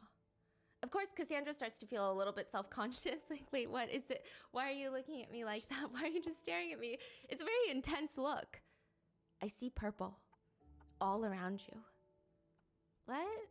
Purple is a sign of love, and I think this is love at first sight. Johnny is hooked. He knows from that moment, deep down, that moment forward, Cassandra is the girl that he cannot live without. Which is crazy, considering Johnny and his ex-wife just divorced 2 weeks ago, but that's fine. Did he just met her or? Yeah, Oh, they just met. basically. He Oh. cannot live without 17-year-old Cassandra. He's 19. Yeah, He just divorced. just divorced. Okay. The police are standing in front of a white suburban home in the middle of a very quiet neighborhood. It's not even an isolated home, it's very suburban. There's neighbors on both sides of this house. Across the tiny little road, there's more neighbors. I mean, think of a regular neighborhood. But before they can even force their way into this house, they feel like something's not right. And you know caulk? It's like construction glue. It comes in the tube that you push through the nozzle, you aim, point, shoot. Yeah, that white flexible material. The cops are standing there, staring at the front door of this random residential house, and the front door has been caulked shut. It's been glued shut. The police force their way into the house, and it's not looking good. The entire first floor is trashed. There's cigarette butts scattered throughout the living room, the garage, on the couch, partially burnt, which honestly probably a fire hazard, but that's the least of their worries right now. There's prescription bottles filled with cigarette butts just laying around, multiple tubes of caulk just on the ground, likely the ones that glued every single door in this house shut. There's mason jars on the ground. In the kitchen, there's just a mound of fried rice on the floor next to the sink. Not on a plate or in a container on the floor, just a mound of fried rice on the floor directly. There's rotting food everywhere. There's dishes with remnants of moldy food piling up in the sink. I mean, the place looks completely ransacked. The police head upstairs, and some of the interior doors in the house also glued shut, just like the front door. Strange. They break into each of the rooms, and now they understand why. There are 2 dead bodies in 2 separate rooms of this home. In one of the bedrooms, they find a man's body laying on the bed. His right leg is hanging off the bed. I mean, it appears that he had been attacked in his sleep, attacked badly. There's evidence that he's beaten, stabbed, his throat is slit. There's bloody shoe prints embedded onto the bed sheets, indicating that whoever did this to this man hated this guy so much that they physically stomped on him to inflict more injuries. On him where? On his face, on his torso area, primarily, where most of the injuries were inflicted. Above the headboard where the man is laying, there's a pair of just bloody handprints stamped onto the wall. The attack was so vicious, there's blood splatter all up on the walls, on the lampshades, on the ceiling. The ceiling fan has blood. It's a very gruesome crime scene. The officers then head to the restroom, where they find another body, the body of a woman, on the bathroom floor. She too has been beaten and her throat has been slit. The door to the restroom had also been glued shut. The entire upstairs of this random, calm, peaceful residential house in the middle of a normal neighborhood is covered in blood. Bloody drag marks left on the floor, blood on the walls. The house the police had broken into was where Cassandra lived. The bodies belonged to couple A, Wendy and Randall Bjorge, Cassandra's grandparents. And left next to Grandma Wendy's body is a little bottle of empty bleach. The day after Cassandra's grandparents' bodies are found, Johnny Ryder, Cassandra's boyfriend, leaves his mother a voicemail. In it, his voice sounds very weak. He's barely audible. "Hey Ma, it's Johnny. I'm crazy. I'm evil." And then he whispers so low that you can barely hear him. "I'm sorry. Forgive me. I'm sorry, I'm not well. I'm mentally crazy. I'm dying as we speak. I love you. I'll see you later, okay? I love you. Bye." Hey Ma, it's Johnny. I'm crazy. I'm evil. I'm sorry. Tell Wendy I'm sorry. Tell Karen I'm sorry. I'm not well. I'm dying as we speak. I love you. I'll see you later, okay? Love you. Bye. What is he asking forgiveness for? The voicemail will be sent right before Johnny Ryder and his girlfriend Cassandra are found unconscious on the floor of a restroom. A few days after they're taken to the emergency room, Cassandra wakes up in the hospital bed. She almost died, and the first few people that she's talking to since becoming conscious again, are detectives. They're asking her what the hell happened in that restroom. I tried to self-exit. The detectives try to ask, "Why would you do that, sweetie? Tell me why." "I couldn't take it anymore. I didn't know what else to do, where else to go. I just got really angry and depressed, and I don't know. I just kind of felt like the whole world was collapsing on me." What happened here? I tried to kill myself. Why would you do that, sweetie? Tell me why. I couldn't take it anymore. I didn't know where else to go. I didn't know what else to do. And then one night I just got like really like angry and depressed, and I don't know, I just felt like the whole world was kind of just like collapsing on me, and I just wanted to like to end it. I know you know why. I'm here. I just need to understand why, Cassandra. Talk to me, please. What I can't do, I can't talk to you unless you are being honest with me. Cassandra starts sharing with the detectives the story of how her grandparents were murdered in cold blood. Cassandra sounds like she's in a lot of pain while she's forcing herself to remember all the little details of how she witnessed her grandparents' murder, because she was there when it happened. Johnny, my boyfriend, picked out which knife he wanted. Which one did he choose? It was the sharpest one. It was like the biggest one, and then he started using it on my grandpa, and then we just slit his throat. Pause there. We? You said we? Oh, he. I didn't touch my grandpa. I didn't. Whoa. Unless you be honest with me. I wasn't the one who intentionally thought about doing that. Thought about doing what? Say it. Once you say it, it's out. Killing my grandparents.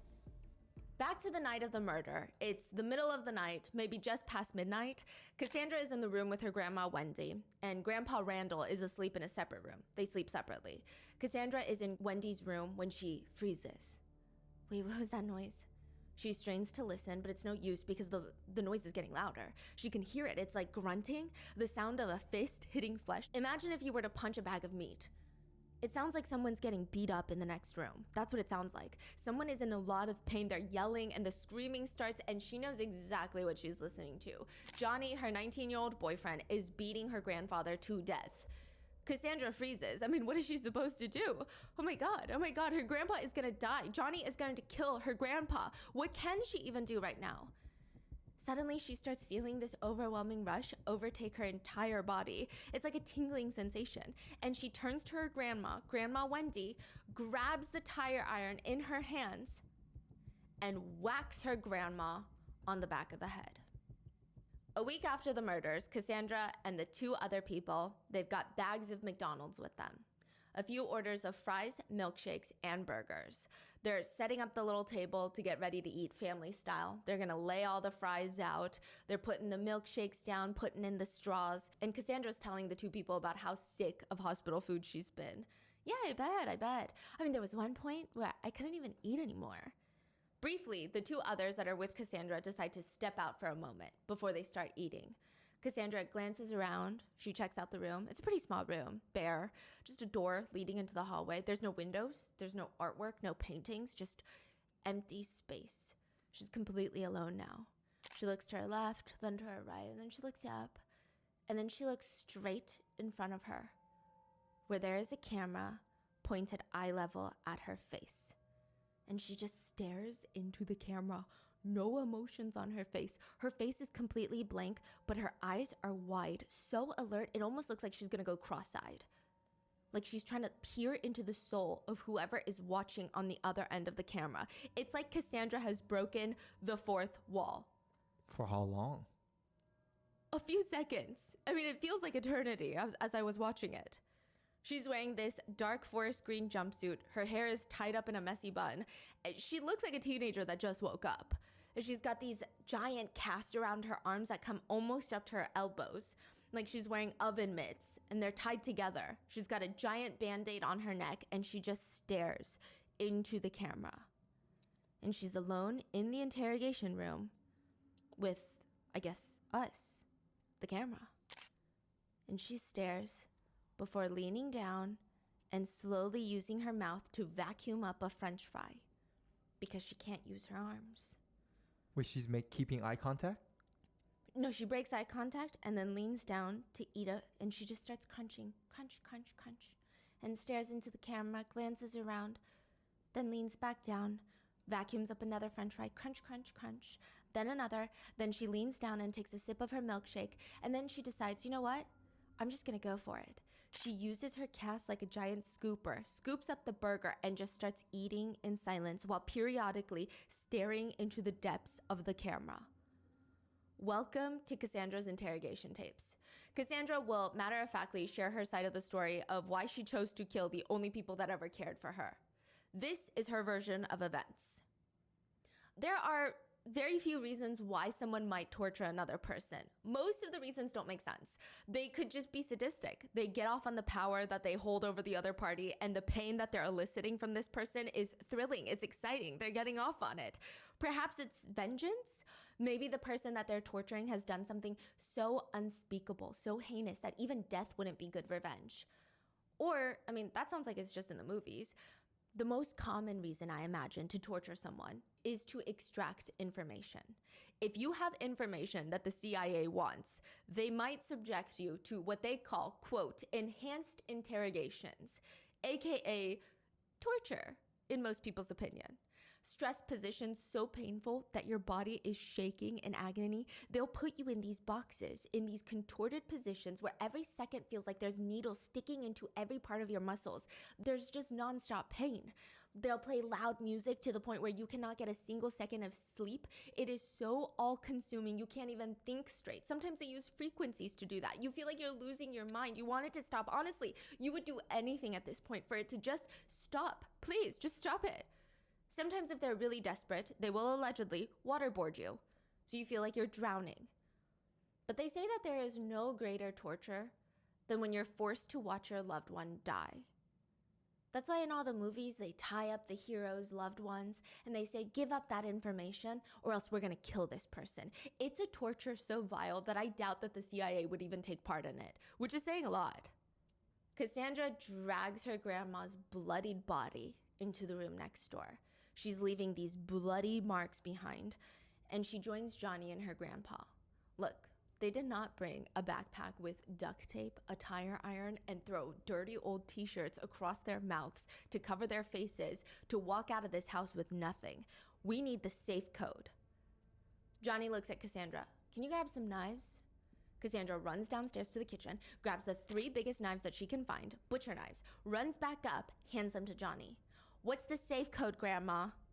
They're questioning Grandma Wendy, and they know that she has a safe in her closet, but they need the code to get it. To show her, Grandma Wendy, that they're so very serious about this. They're not messing around right now. Johnny grabs the knife and in front of Grandma Wendy starts stabbing Grandpa Randall in the stomach. Once, twice, 3, 4, 5, more than 5 times. And Grandma Wendy starts pleading with them, her own granddaughter. I'll give you the money. I'll give you my keys. I'll give you anything you want. Cassandra says Grandma Wendy was mumbling through the duct tape, but they could still somewhat understand her. She says, and I quote, I mean, she was mumbling through the duct tape. You could still understand her, but at the same time, you couldn't, you know? Regardless, none of that mattered. All that mattered is Grandma Wendy is about to give her the safe code. And once she gets those magical numbers, she runs into Grandma Wendy's closet to unlock the safe. She clicks in the safe code, enter, the safe unlocks, the door swings open, and there are just envelopes stuffed with cash. Holy shit. Grandma Wendy was not lying. She was telling Cassandra the truth. Cassandra smirks because now Cassandra and Johnny, they're about to be very, very, very rich. In the interrogation room, Cassandra will tell the 2 investigators that she was actually quite shocked at how much money was in Grandma's safe. I go in there, checking out the stuff. I grab the book bag, and I just start stuffing the book bag with everything. You know, like there were envelopes just filled with money. There was probably like $1,000 that we found in that safe that they were just saving. $1,000? $1,000. In envelopes? Yes. Did you know about that money or you just found it? Cassandra starts smirking a little. And you know, it was kind of weird. Like she was kind of giving me an idea about it before. My grandma was saying, what if I just gave you $1,000? Would that just make the world a better place? And I'm like, no, I don't want $1,000. So she kept saying that. And then I was like, when I saw it, it was just like, wow, she actually had $1,000 in her safe. Like that's crazy. Like, there was envelopes just filled with money. There was probably about like $1,000 that we found in that safe that they were just saving. And did you know about that money, or you just said no? well, my grandma, it was kind of weird. Like, she was kind of giving me like an idea about it before. Like, she was saying, what if I just gave you $1,000? Would that just make the world a better place? I'm just like, no, I don't want $1,000, you know? So, you know, she kept saying that, and then like But when I saw it, I was just like, wow, she actually had $1,000 in her safe. Like, that's crazy. There are a lot of moments like this in the interrogation where it is such a weird mixture of such an evil crime mixed with such immature, almost childish qualities. She's talking about killing her grandparents, but then she's amazed that somebody has $1,000 in a safe, which, don't get me wrong, is a lot of money, but you cannot flee with that kind of money after a double homicide. It's not going to get them very far, which, by the way, they're going to spend it in a full week. But at this point, Cassandra thinks that she is set for life practically. She's standing in front of this safe with a giant smirk on her face. She's emptying out all of the envelopes into the black backpack that they brought along. She runs back into the room where Johnny is watching over her nearly dead grandma and grandpa. They're still alive. She's holding the little book bag filled with cash. Hey, I got the stuff. Johnny nods, turns to Grandpa Randall, and slits his throat right next to Grandma Wendy. They then drag Grandma Wendy into the restroom, and by this point, Grandma Wendy has been beaten within an inch of her life with the tire iron by her granddaughter, but she's still alive, which is crazy, as Cassandra puts it, because she was, quote, beating her head with the tire iron. In the interrogation room, she shows the investigators how she's doing it, and it's just this weird, casual, she's just using both of her arms to swing over. She says, beating her head. Just beating her head with it. Does she have a pillow over her head, do you know? Or No. would she have a pillow around her head or something? Because, okay. Cassandra says when she first attacked her grandma back in Grandma's room, right when they start the killings, she wasn't feeling any sort of mercy or hesitation. She says, I start hitting my grandma, and Johnny's doing his thing, and I stopped hearing Johnny doing whatever, and so he comes into the room, and me and my grandma are in, and he helps me tie up my grandma with the duct tape.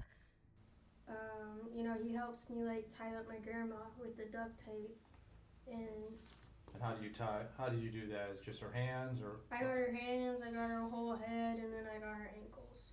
Okay, with her hands, I guess. It was behind her back. So it's just like this? Yeah. Okay.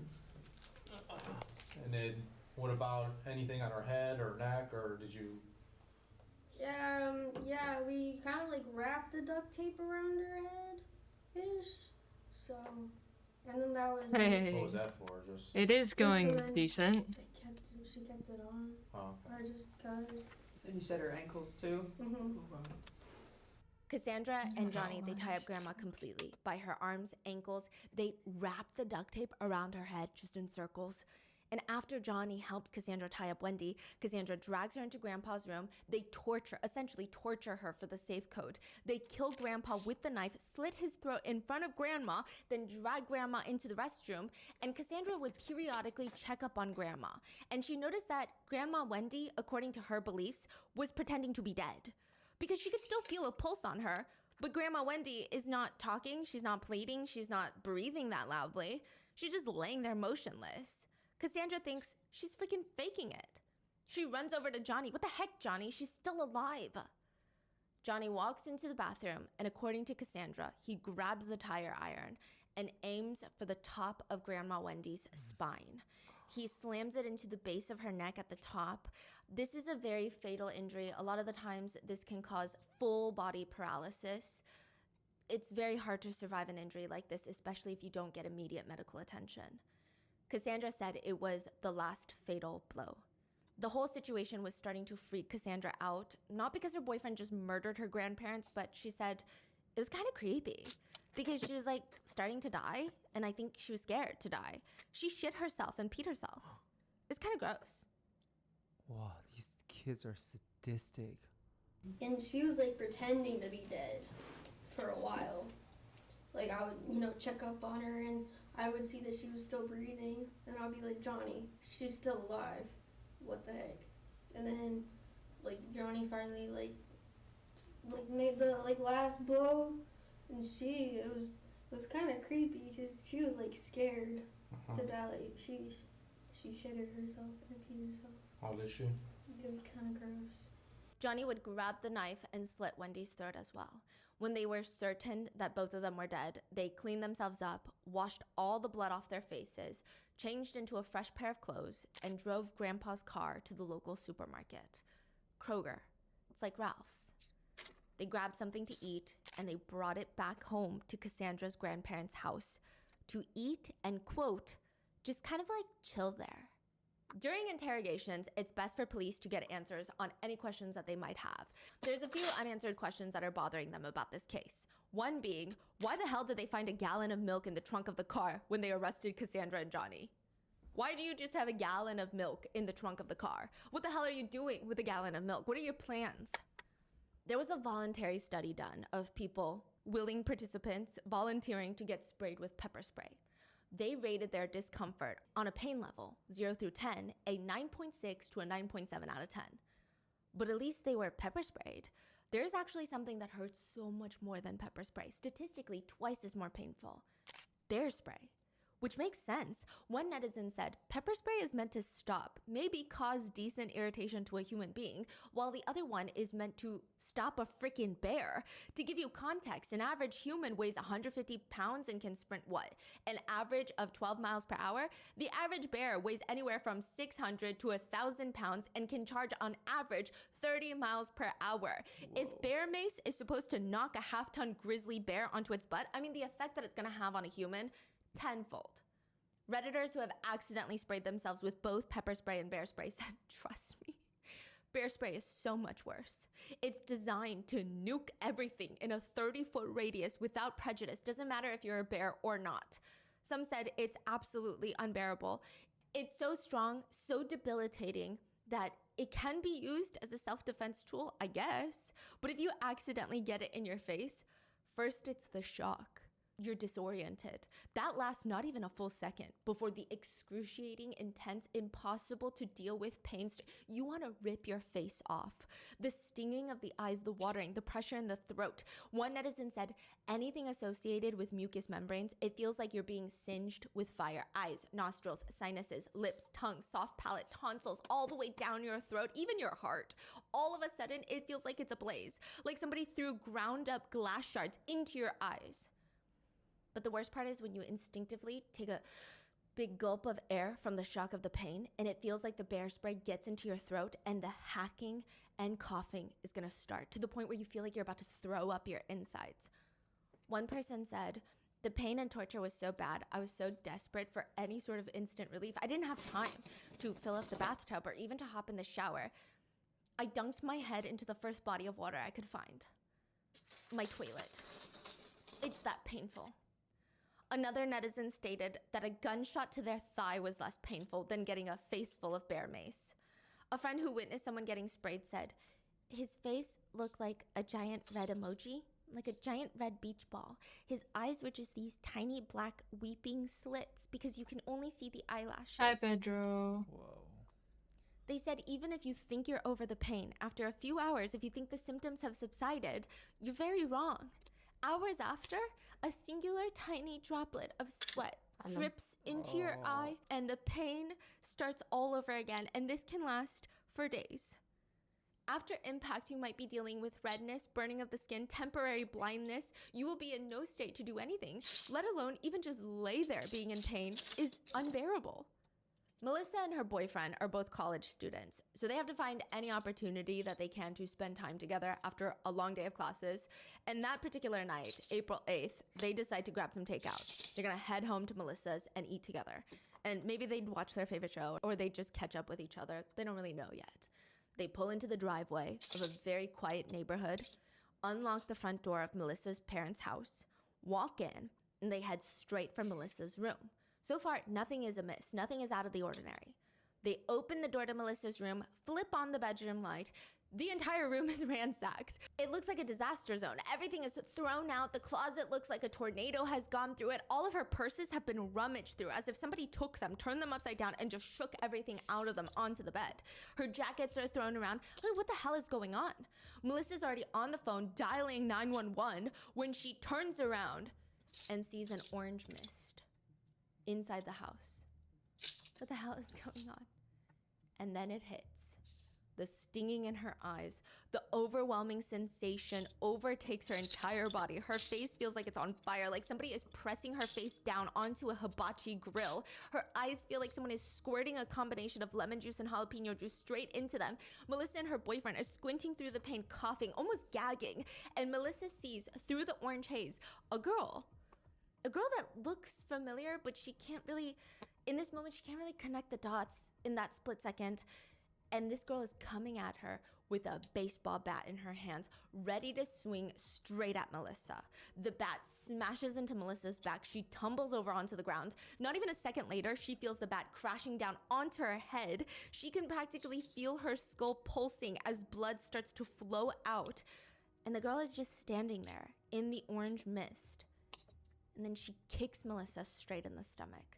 If Melissa didn't want to throw up before, she definitely wants to throw up now. She looks over and her boyfriend is being attacked too. There are two people coming at them. One at Melissa, one at her boyfriend, going at their heads, beating them, spraying bear repellent straight into their eyes. Melissa and the girl are struggling to gain control over the bat.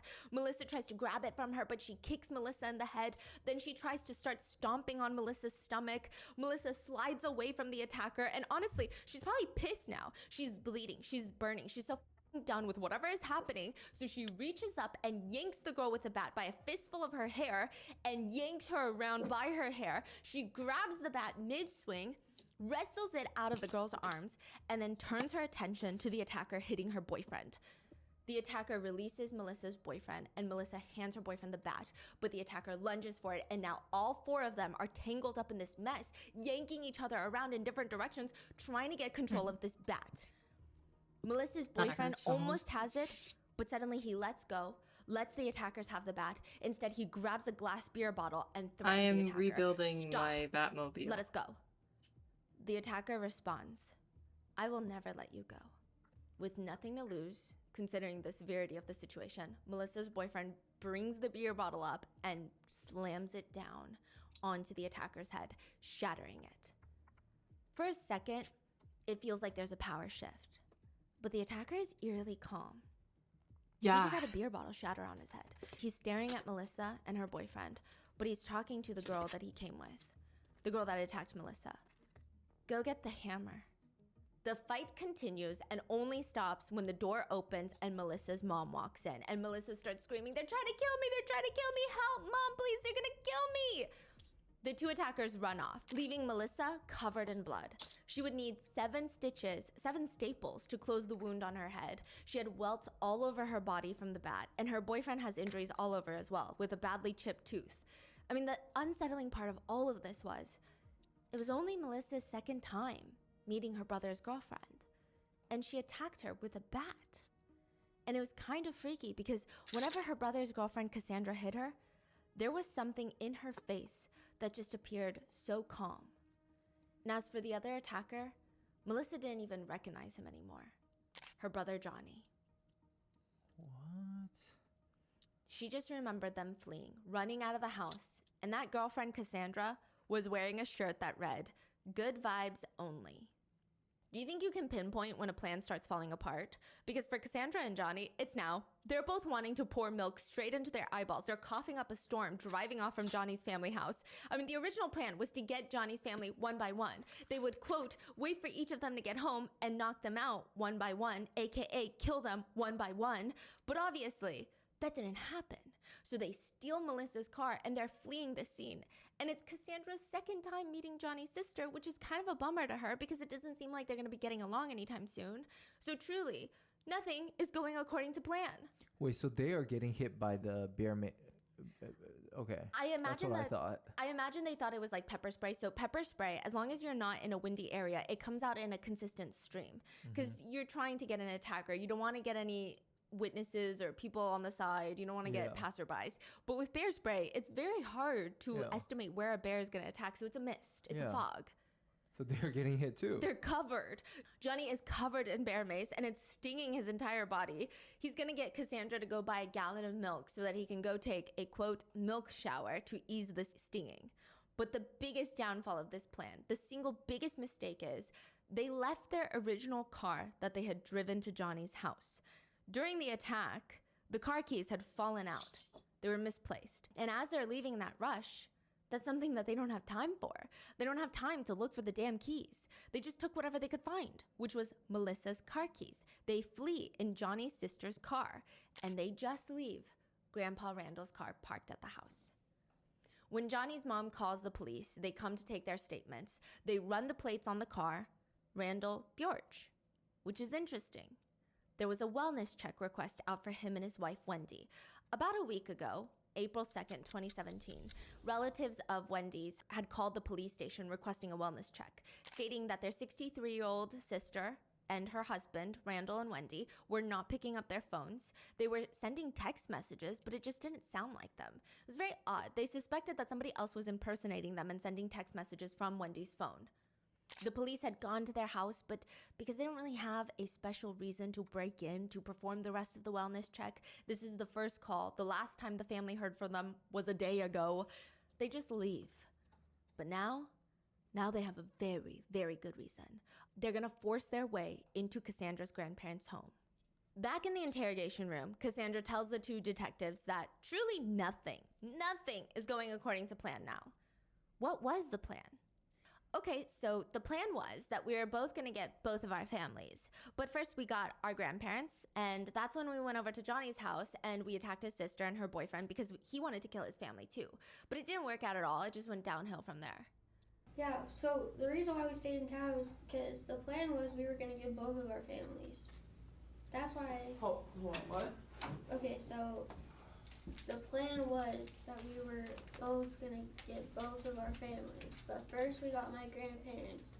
Then that's why we went over to Johnny's house and we attacked his sister and her boyfriend because he wanted to kill his family. Okay. So that's like, we stayed in town for a couple days because, we wanted to get some money, we wanted to get ready to leave, and then that plan just going over to his house kind of just like, it didn't work out at all. It went downhill from there. But how did the plan even start? Who started it? And this is according to Cassandra, because Johnny does not want to talk to the police. Cassandra and Johnny were at the park. This is before they killed anybody, before they killed Cassandra's grandparents, before they attacked Johnny's sister and her boyfriend. Cassandra had run away from home, and they were living in Johnny's car. Well, Cassandra says that she didn't run away. She said she was kicked out. I don't know how much of that I believe, but her version of events goes, I was out chilling with Johnny and my other friends, but then she came home from curfew. Grandma's asleep. Grandma wakes up hearing Cassandra come in, and she storms out of her room and just starts losing it on Cassandra. And Cassandra says, my grandma just got really mad at me, saying things like, oh, if you don't like it here, we're just gonna find somewhere else for you to stay. She just said that out of the blue. She got mad for some reason. And so I was just like, if you're gonna find another place for me to stay, I'm just gonna leave. I'm just gonna find somewhere else to go. And she kept bringing up stuff about my mom. And, she kept saying things like, I could easily send you back to your mom's house. I don't know. It just got to the point where I just couldn't take it anymore. Cassandra really does not like the alleged threat of being sent back to her mom's house. Now, side note, we don't know if this is even what Grandma Wendy said to her. I highly personally doubt it. With everything I could find about Grandma Wendy, it feels like she wanted to protect Cassandra at all costs against whatever she had been experiencing back at her mom's. About a year and a half before Cassandra and Johnny's plan, Cassandra's grandparents filed for emergency custody over Cassandra from their own daughter, Cassandra's mom. From the records that I could find and the grandparents' neighbors' statements to the police, allegedly Cassandra was potentially being sexually abused by her stepdad, and her mom was allegedly not doing anything about it. A neighbor said, this all started and came up maybe a year and a half ago when I just let Wendy tell me and she wanted to talk about things. Wendy and Randall had found out about Cassie being sexually abused by her stepdad, Sean. And so at that point, they filed for emergency custody because Amanda, Cassandra's mom, wasn't doing anything about it. And then over the past, I'll say 3 weeks, I was over at their house and Wendy had told me that Sean and Amanda were being investigated and they had bought all new computers and phone and devices so that they didn't leave any evidence behind, but that Cassandra had written a bunch of information down, a bunch of journaling information. And she said, Wendy told me, what I thought happened in my head was nothing compared to what actually happened. And I just never really, I didn't ask questions beyond that. I didn't want Wendy to talk about it unless she wanted to. I kind of felt like it was maybe more of a CP thing. I don't know. It was happening under everybody's nose. And once Wendy found out, she filed for custody for Cassandra. Then there were stories that Cassandra had to take out a restraining order against her stepdad because he starts stalking her at school and, quote, checking her out of her classes. Cassandra said that she had to start online school because her stepdad would go through the classes, literally prowl through the campus trying to find her and check her out. Which is interesting that Cassandra has this insanely tense, painful relationship with her mom and her stepdad, but she kills the two people in the world that tried to help her and protect her from them, her grandparents. The police had gone through Wendy and Randall's house and they saw that the entire place filled with pictures of Cassandra. Clearly, they love her. The investigators, of course, they pick up on that and they ask Cassandra, was your mom part of the plan? AKA, were you gonna kill your mom next if we hadn't caught you? Was your mom part of the plan of killing them? Yeah. Yeah, no. But I wanted to. We did discuss it, but Johnny was like, we can't waste our time on them. And I was like, okay, but I wanted to. Johnny kind of told you not to. Yeah, I mean, I don't really know what's going on with my parents, you know? Like, I mean, we drove over their house the other day. They have new cars, you know? I don't know what guns they have in their house, you know? I don't really, she says you know a lot, by the way. So she's not shaken up at all right now. No. She has no like emotional problems. She's just calm, collected. She keeps saying, you know, as if this is a very normal reaction, very normal response. She's almost trying to get the detectives to nod and agree with her. Like, yeah, of course we know. But no, Cassandra, we don't know. I don't really know what's going on in my parents' house, so yeah. You didn't know what you would have been met with, is that what you're saying? Whereas your grandparents, you knew it was kind of a safe bet to kill them, correct? Exactly. Oh. Because she hadn't been at her mom's house in a while. She didn't know where they had their weapons. She didn't know if they had new guns, what kind of cars they drove. It was very hard to, I guess, stalk them. Back to the original plan though. Cassandra said that she came home after hanging out with her friends. Her grandma starts randomly arguing with her, fighting her. And it's after this argument with grandma, she just leaves, goes to stay with Johnny in his car. They're sleeping in there, just driving from one place to another. And she said, we were just all over the place, really. Just trying to find something to do. Just keep, you know, having something to do. We didn't want to just sit around and do nothing. We would find people to chill with, go to the mall or something. They end up at the park where they're sitting, staring up at the trees. And according to Cassandra, Johnny turns to her. Are you afraid? What? Are you afraid to die? No, are you? No. You know we could run away together. Wouldn't that just be the dream? Yeah, I guess it would be, Johnny. Would you like to kill your grandparents? What?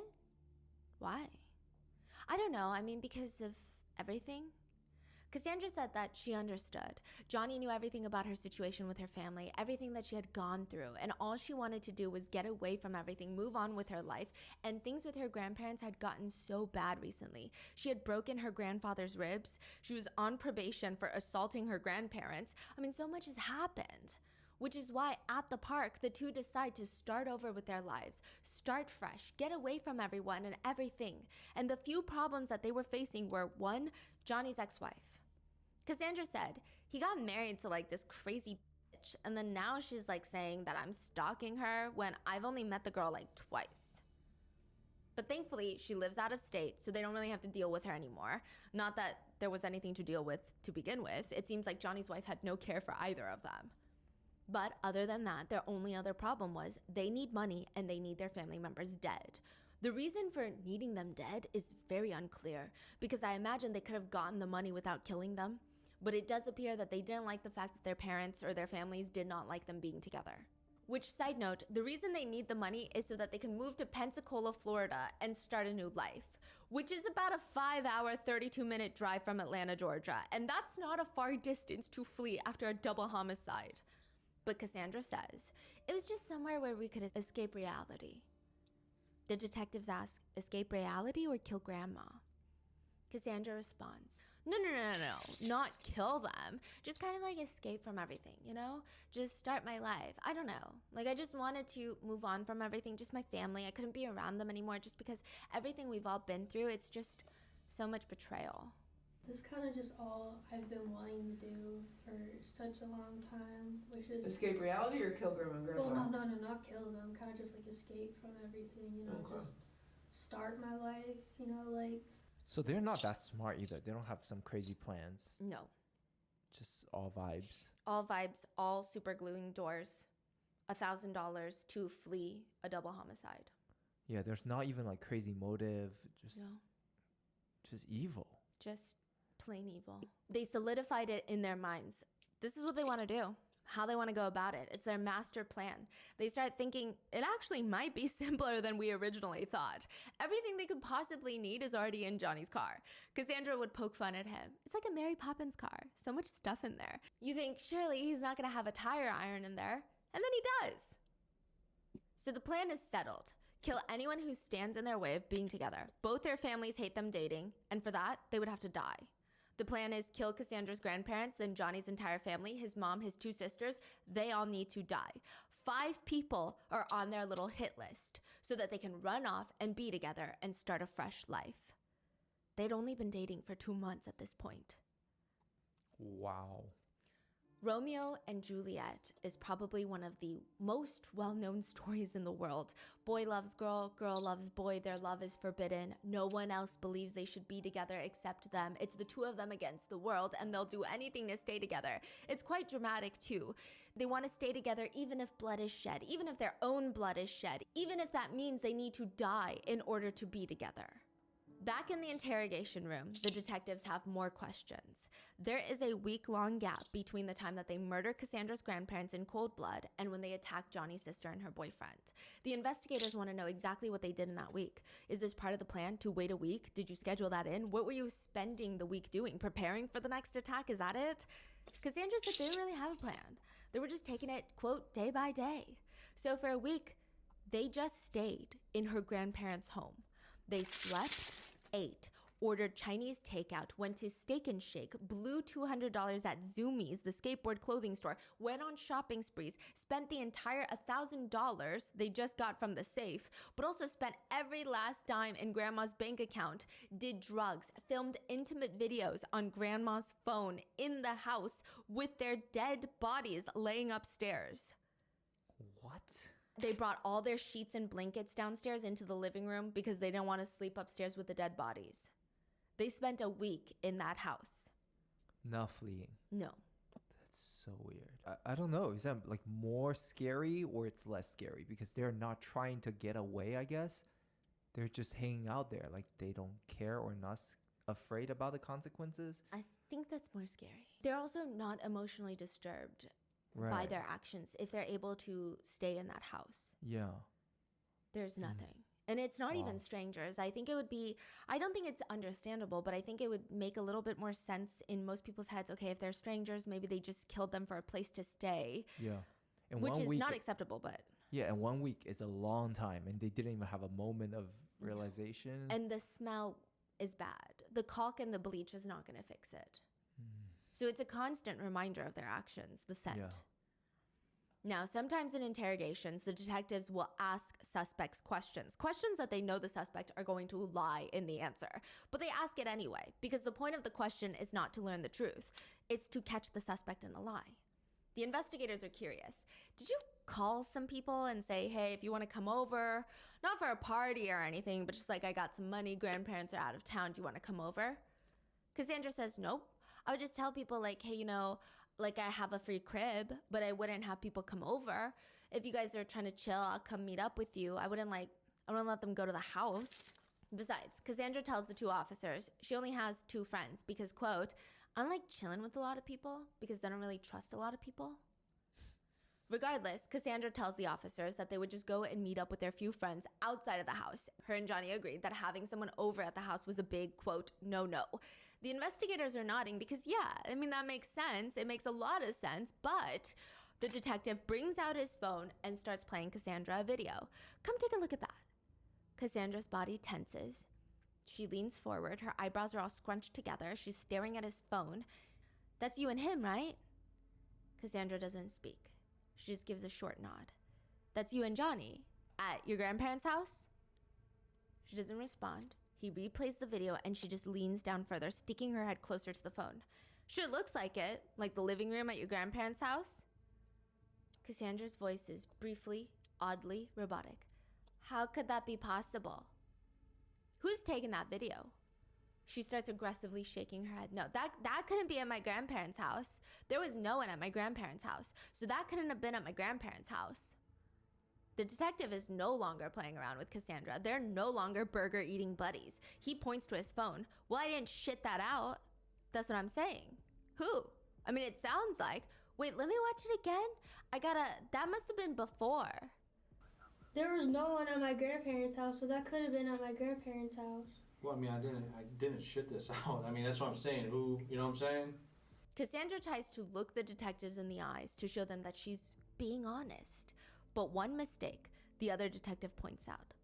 Well, it couldn't be before because your grandparents don't like Johnny, and he wasn't at your house much. He didn't go to my house at all. I mean, Cassandra catches her second mistake. But your grandparents didn't like Johnny, so when was he at your house much? Like, he didn't go to my house at all. Like, I mean, that couldn't have been at my house. That had to be somebody else's house because we had no one at my house. It was just me and Johnny. She's staring at the detectives through her lashes. Her eyebrows are raised, her eyes are big as if she's trying to convince them. But what is she trying to convince them of? They have the video in question. That couldn't have been at my house. That had to be in someone else's house because we had no one at my house. It was just me and Johnny. I mean, you've been honest with me. I saw that, and obviously I've been at your grandparents' house. You know what your grandparents' house looks like, and just even the stuff said almost seems after the fact. You know what I'm saying? Yeah. The video in question shows Cassandra sitting cross-legged on the living room floor of her grandparents' house. She is in the middle of rolling a joint. Johnny is right next to her, leaning in. His gaze is just transfixed on her, like he can only see her in the entire room. It honestly might have been cute or one of those couple videos, oh my god, look at the way he looks at her. But of course, hindsight is 20/20. He looks at her with puppy dog eyes, does not take his eyes off her face. Even when she breaks eye contact, which is the majority of the video so that she can continue rolling her joint, Johnny is just staring. People have a lot to say about you, like you. I don't listen to those people though. Like, I love you. You kick ass. The clip cuts. People have to say about you, like, I don't listen to people, like, I love you. You kick ass. It's a super short clip, or at least the one that was made public was. But none of the video content is actually that important, other than the fact that Johnny and Cassandra are rolling a joint in her dead grandparents' house. This video is taken after their murder, and someone else is taking the video. Someone else had been at that crime scene. A few days after Cassandra's grandparents' murders, one of Cassandra's best friends receives a Snapchat from her, asking her to come over. Hey, my grandparents are out of town. They went to Florida for a few days. I've got an open crib. Plus, they left me like $1,000. You want to come over? That's not happening. First of all, it's 8:30 p.m. She can't just go over. She's already laying in bed. She's 17. Her mom's never going to agree to it. But more than that, something in her gut is telling her not to accept this invitation. Do not go to Cassandra's house. The whole situation is just so weird. It didn't make sense. Why would her grandparents leave her that kind of money? They're also not the type of people to just randomly pack up and go on vacation, especially not now when Cassandra is going through a lot, running away, hanging out with Johnny, whom they hate. The investigators, they know this already. They've interviewed all of Cassandra's friends, and by some ironic miracle, almost every single person Cassandra invited over for a massive rager at the house after her grandparents' murder rejected the invitation. In the interrogation room, the investigators break her down. We got a problem, man. As you know, I'm a cool dude. So is she. The detectives are talking to Cassandra. I've been doing this a lot longer than you've been alive, okay? So I'm not a bullshitter. I don't know what those DA investigators, what type of, they are, how many times they talk to you, but I'm cool as shit with you as long as you're cool as shit with me. They're really trying to play into this 17-year-old. They sat there and ate McDonald's with her. Do you think it's working though for Yes, Cassandra?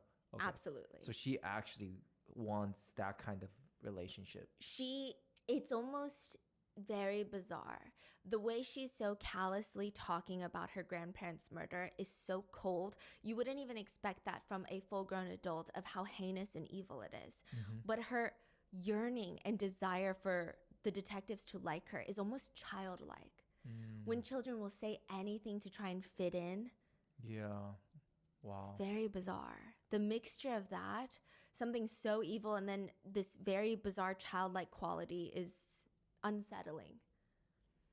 He says, I'm cool as shit with you as long as you're cool as shit with me. But once lying and stuff like that starts, I've got a problem. I believe that people were at that house, okay? Unfortunately, you're in this. There's no saving face right now. I'll be honest with you, dude. We heard a conversation that took place in there where somebody was about the smell, and Johnny's like, no, dude, it's just sewage. There's a sewage problem upstairs. As you know, I'm a cool dude. So is she, okay? I've been doing this longer than you've been alive, okay? I'm cool as shit with you if you're cool as shit with me. But once lying and stuff like that starts, I have a problem. I believe that there were people at that house, okay? If it was probably only some I mean, I just want no if or anything like that. Unfortunately, you're in this, okay? There's no saving face right now. Cassandra would never admit to this, but it was later confirmed by the people that were over because she invited a bunch of people over, only 2 people came, her drug dealers. So the drug dealers came and they took videos of them rolling a joint. Yes. Now, none of them knew that her dead grandparents were upstairs, but they could smell something disgusting in there. Cassandra and Johnny tried to play it off as a sewage issue, that they couldn't flush the toilet, and Johnny took a big poo and tried to flush. It didn't flush, so it had just been sitting there for days. Now you're saying it smells like shit. What did it? I didn't think anything of it because... Did you ever ask him, like, why does it... I did, and Johnny said that it was just because he hadn't flushed the toilet. During the interrogation, Cassandra states that Johnny just starts randomly telling her to pour bleach all over her grandparents' bodies to help with the smell, and he starts randomly gluing the doors shut inside the house. She said, he went in my garage and found, I don't know what it's called, like the caulk, yeah, and then glued the doors. She tells the officers she didn't know what the point was. He didn't tell her why he was doing it. He just grabbed it and started doing it, and she was, quote, just like, yeah, okay, you got it, and just watched him. But later she would admit that she invited people over, they wanted to throw a party, and in order to do that, she would have to pour bleach on her grandparents' body to hide their decomposing smell, and Johnny caulked the doors shut so that they could have people over. And then you guys went back to the house, and then did you do anything to the doors, or? Johnny did. He glued the doors. Okay. He went in my garage and found what's it called? I don't know. Caulk. Yeah. So yeah, he did that. Okay. And what was the point of that is what? He just did that. He just decided to do that. He didn't tell me. I just watched him and I was just like, okay. Like, you got it.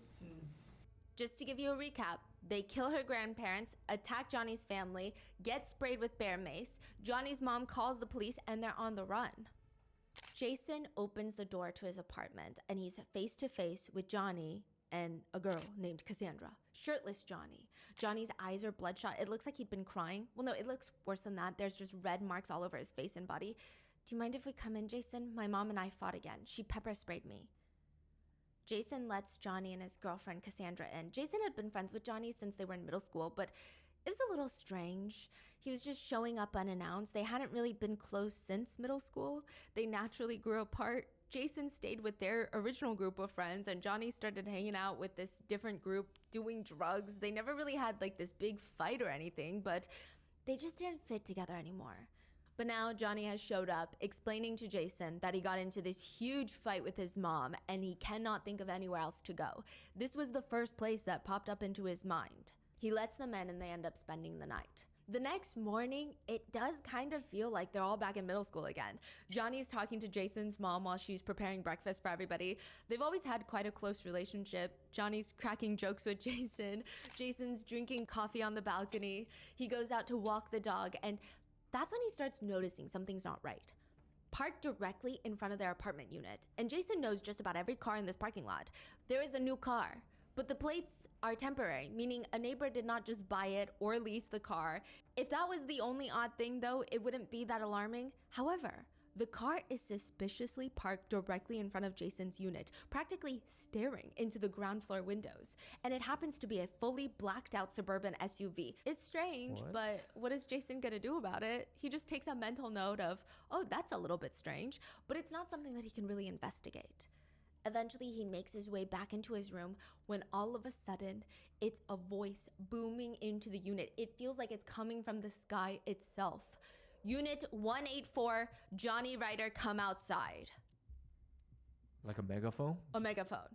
Jason's like, what the hell is going on?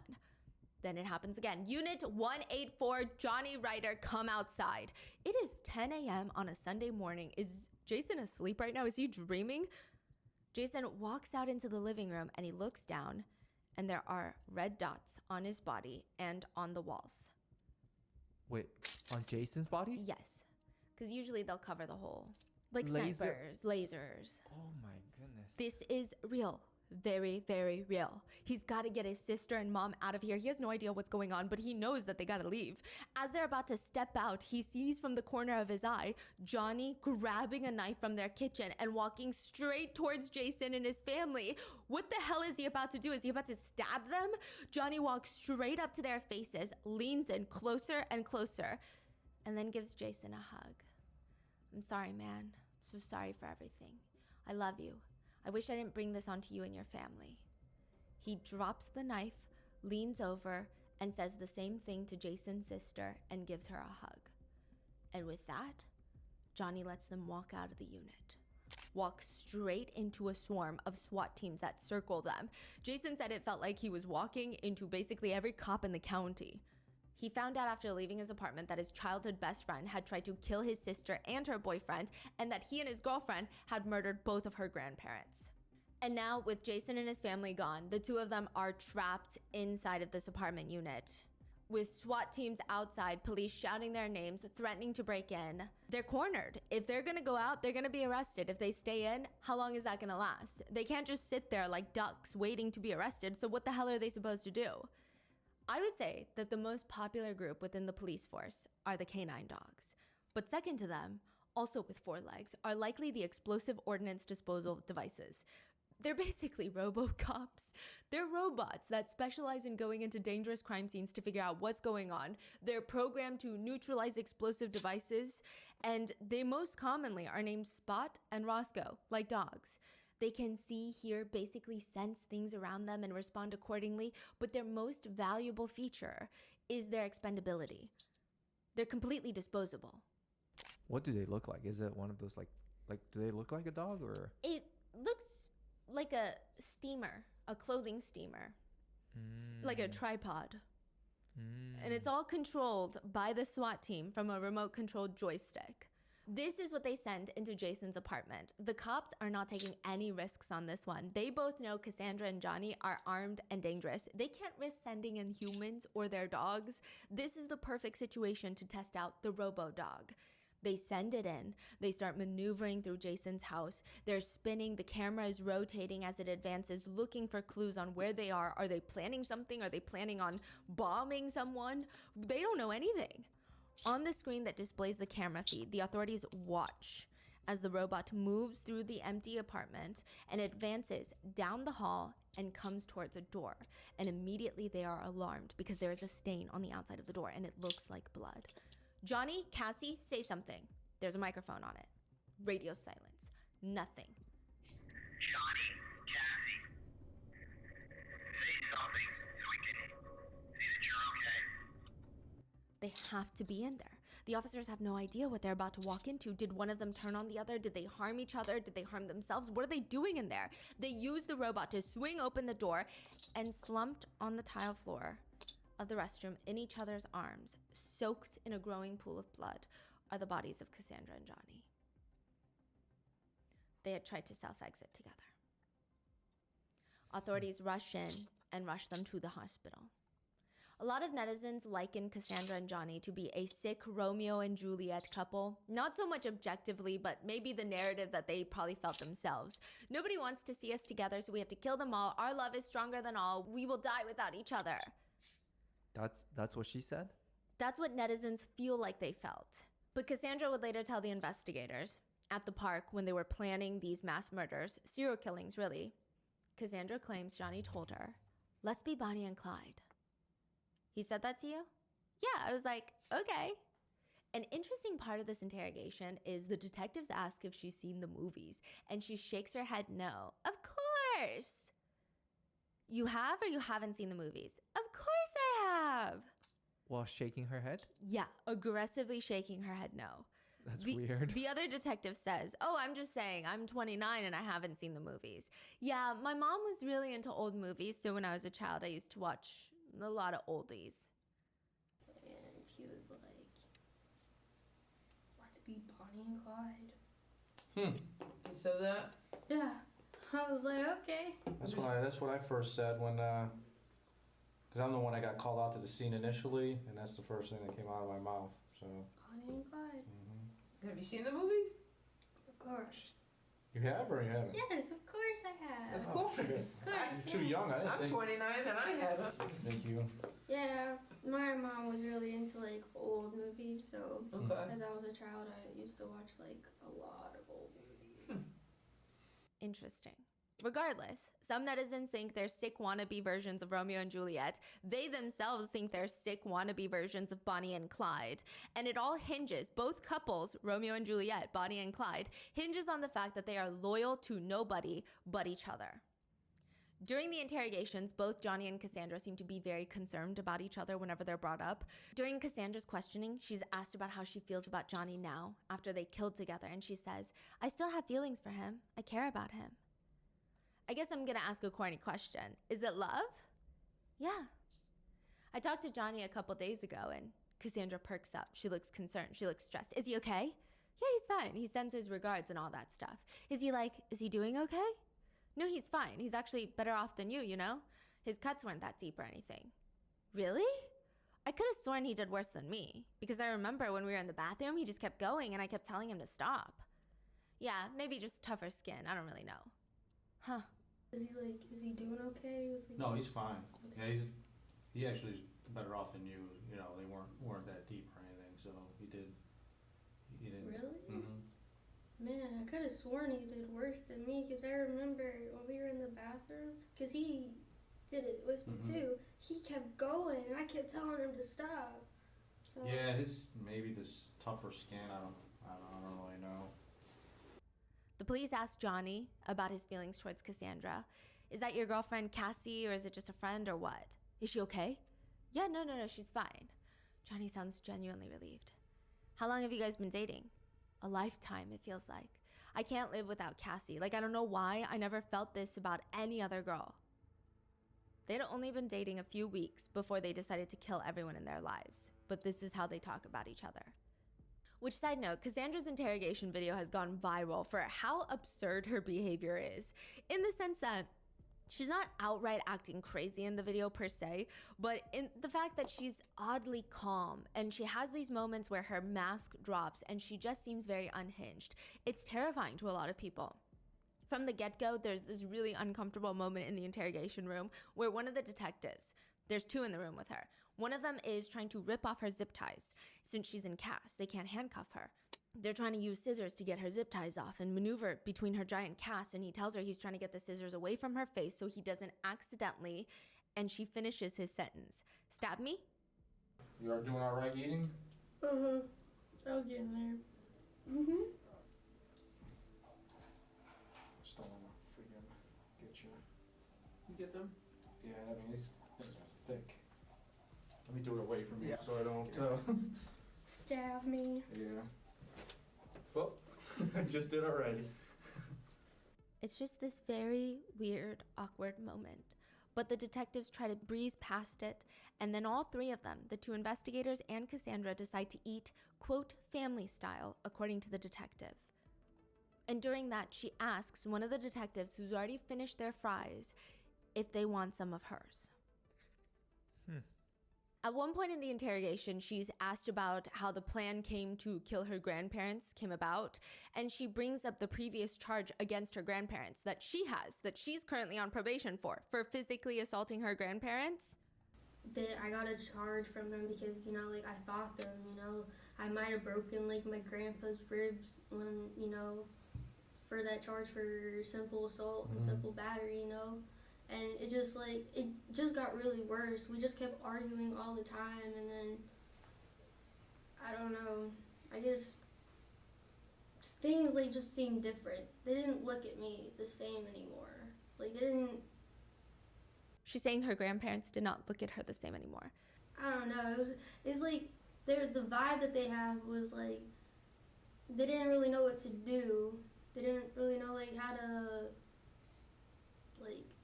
be around me, I guess. They didn't really know how to talk to me. Which, first of all, she keeps saying, as a way to make it seem like her actions are much more understandable. But no, we don't know.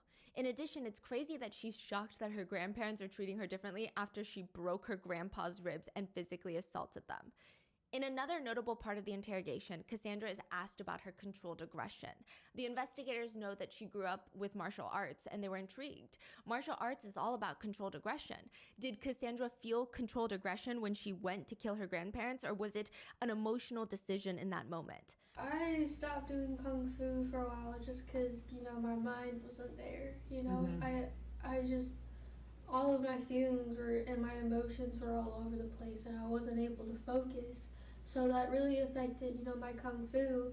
But when I was there, I don't know, just all of my emotions kind of just came out when it was happening. I was just angry and I was sad, but I was heartbroken at the same time, because it was just why did all of this stuff have to, happen with my family, why did I have to deal with all this bullshit, and it's just, I just kind of really got tired of it and I couldn't handle it anymore. I just kept exploding inside almost. Other notable moments include when Cassandra is asked about her shopping spree, she stated that she took her grandma's debit card. And they ask, do you remember what kind of bank it was or anything? You remember what color it was? It was gray. Gray, It had it said CITI. Oh, City. City, yeah. Yeah, that's a bank. Cassandra makes this weird face where she sticks out her tongue and rolls her eyes, shaking her head, duh. How could she not know? Duh. And she looks slightly embarrassed. Cassandra tells the detectives that she only used the money found in her grandma's wallet because she could not locate her grandpa's. She says, I couldn't find his wallet, so I had no idea where his wallet was. I just had my grandma's wallet in her purse. The investigators tell her he hid it underneath the bed. We found his wallet. Cassandra's nostrils literally flare and she starts smirking. You did? She throws her head back and rolls her eyes and she has this smirk on her face, almost unbelievable, this guy. Smart guy. We almost didn't find his wallet and his cell phone. They were under his bed. Really? Wow. Yeah, I guess that's where he started hiding it. I couldn't find his wallet, so I had no idea where his wallet was. So I just had my grandma's wallet in her purse. He hid it underneath his bed. We found his wallet. Oh, Smart guy, because we almost didn't find it. His wallet and his cell phone were under his bed. Really? Yeah. I guess that's where he started hiding it. This is so creepy. Yeah. She is so unbothered. It's like a game. Yeah, she's having a blast. Having fun. By the time that the case is ready to go to trial, the media could not call the two Romeo and Juliet, or even Bonnie and Clyde, not because they deserve those titles though, but because the couples, they turn on each other. They had broken up since their arrest and were now blaming each other for their crimes. Oh, I love that. Both of them plead guilty and receive 2 life sentences plus 21 years. However, they are both eligible for parole in 60 years. Now, one of the biggest debates in the courtroom was, would they have committed this without the influence of each other? And it seems that most netizens believe that Cassandra was actually the driving force. Even Cassandra's friends say, I was really close with her. However, she's always just been a very selfish person. She always has been the type that doesn't care about anyone but herself. She just wants to do her own thing. She would get into violent fights with people and she just always has this, oh, I don't care, I'll defend myself attitude. The cops had to have been called out to her house a bunch of times. She was on probation during the time for hitting her grandma. Do you think that Cassandra was in love with Johnny?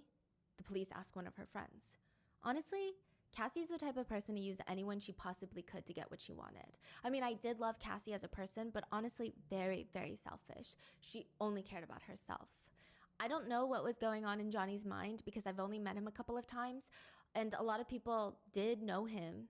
They said he didn't seem like the type to kill anyone or anything. He just wanted to get by in his life. He was pretty nice.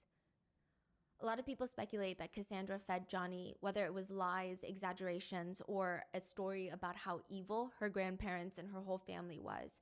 Perhaps Johnny, with his drug addiction and his ADD and his depression disorder, perhaps he felt like he had to protect her, is what some people say. I'm not defending Johnny at all. I think what both of them did is insane and heinous. Now, as for the remorse, because I think both of them have differing levels of remorse, and it's Cassandra's grandparents who are killed. Cassandra said, I mean, I feel like a terrible person. I feel like the worst person on the planet. But at the same time, it was just kind of like, I don't know. I mean, I feel heartbroken, but I don't know. It's really weird.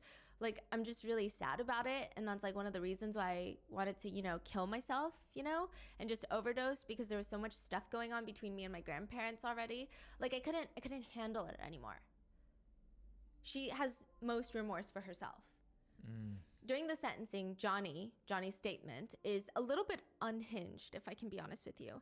He said he found God in prison, which is, and this has nothing to do with religious preference or affiliation, but I think he chose the worst possible time to bring up his newfound love for Jesus Christ.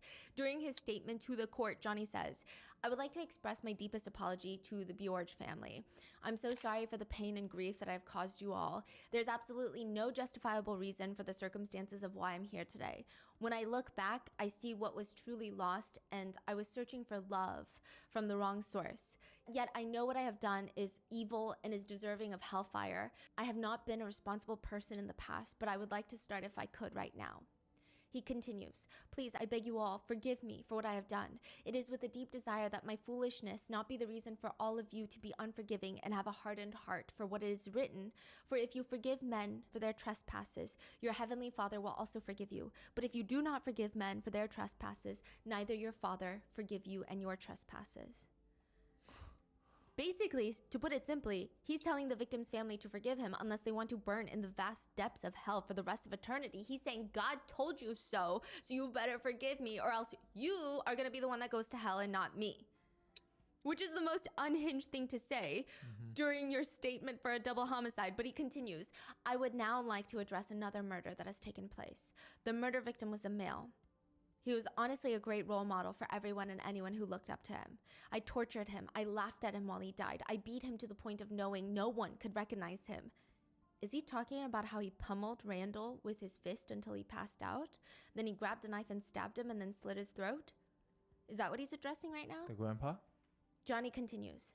That man's name is Jesus Christ. What is going on? He was sent by God to die on the cross and shed his innocent blood so that we could be forgiven for all of our sins. We as the human race can now have fellowship with God, our Father, through his son Jesus, who dies but was risen by the power of God. The judge was not having it. She said, I'm not sure that I've ever imagined such a well-planned, despicable, heinous act to be committed by two such young people. Your behavior lacks any sense of humanity or morality. I listened to the facts that were outlined, and I just continue to be stunned that you sealed areas so that you could make sure the smell of decaying human flesh would not be noticed, that you had parties and ordered Chinese food with two people that you had brutally murdered laying upstairs. Many of Wendy and Randall's family members felt a very deep, cutting sense of betrayal when they found out what happened to them. One of Randall's siblings would say, their devotion was so profound it makes the betrayal even more devastating. I wake up in the middle of the night and begin to be haunted by what happened. Was Randall awake when he was attacked? Was he frightened? Was he in agony long? He had endured so many physical trials in his life. Did he die quickly? Did Cassie see his face? Did he see Cassie's face? Someone he loved so much, someone he had been so proud of, and someone he had given so much to. My heart is still broken thinking about it. At night I wake up and I see dear Wendy. How did she die? She must have died inside first. Seeing Cassie looking into her eyes must have crushed her spirit, the one person that she was so devoted to. Did Wendy die inside then? Or was it when she saw her high school sweetheart laying dead next to her? I can only hope that shock numbed her. Johnny and Cassie brutalized her little body and her spirit. What level of disregard and disrespect does it take to do something like that? How could anyone be so maliciously inhumane? I wonder what lack of compassion compels someone to act out such a heinous murder. I want to forget Wendy's slippers on the 5th stair leading up to the death rooms. Wendy had such tiny feet, and those little slippers stayed there, perched there, for days after the murders. Did they stay there while Cassie and Johnny were partying with their friends? I don't want to know. And that is the case of 17-year-old Cassandra and 19-year-old Johnny. What are your thoughts on it? I just keep getting shocked by these teens that's just so cold-blooded, and it makes me scared to have children. Yeah. I mean, I do think that their perhaps were things that happened along the way, not by Wendy and Randall, but maybe it was influence of peers, environment. I don't know, but it's just terrifying. Yeah. Because these are your flesh and blood. This is your children. These are your children's children, your grandchildren. Yeah. How can they turn on you like that? Especially when it's so undeserving. I don't know. What are your thoughts? Please leave it in the comments. Be safe, and I'll see you guys in the next one. Bye.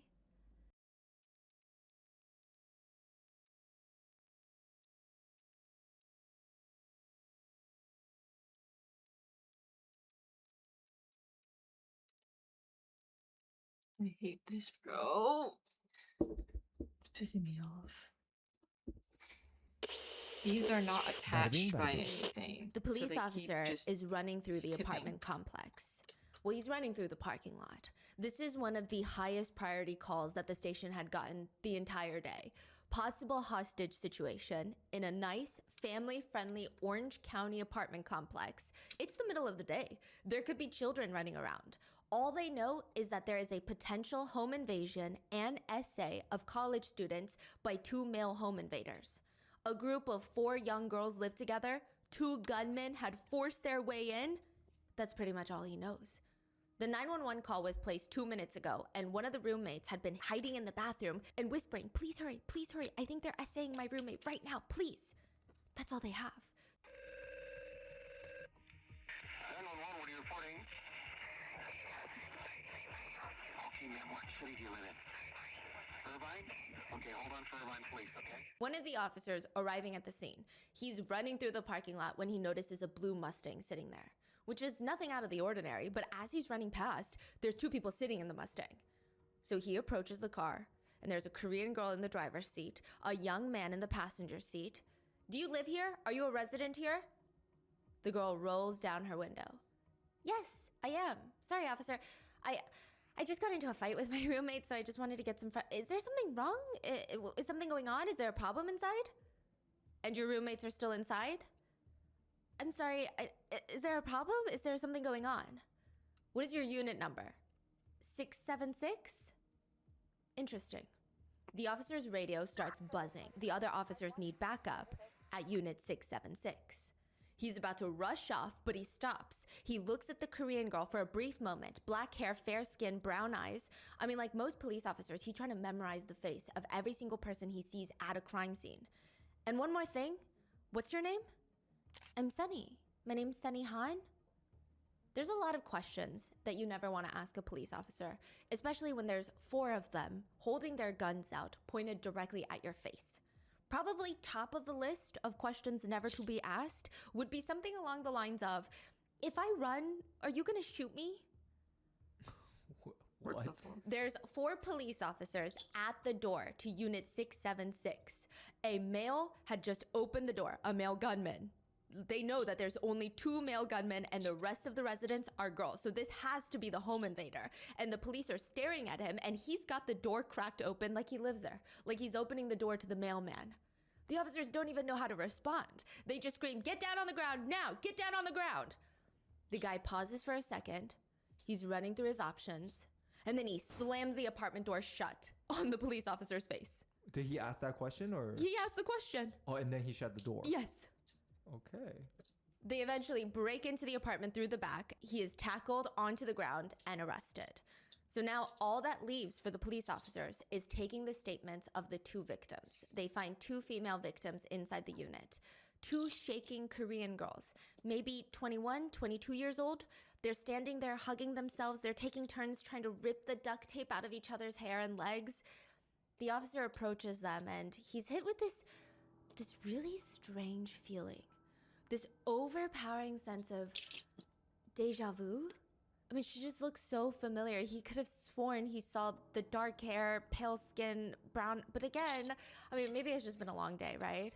But there's just this feeling, the more she talks, then he tied us up and put a gun to our heads and then forced us both into the bathtub where he was gonna, I'm so sorry, ma'am, I'm so sorry. What's your name again? My name is Sunny. Sunny Han?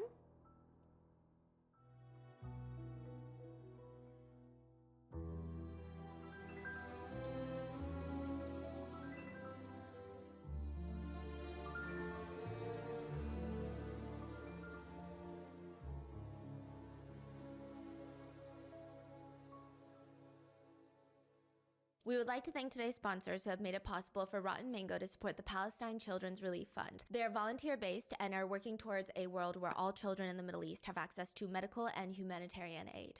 This episode's partnerships have also made it possible to support Rotten Mango's growing team of dedicated researchers and translators. And we'd also like to thank our listeners for your continued support as we work on our mission to be worthy advocates of these causes. As always, full show notes are available at rottenmangopodcast.com. Now, before we get started, a few quick disclaimers. Today's case is relatively non-graphic. However, there are some brief mentions of R-word and self-exit as well as gun violence.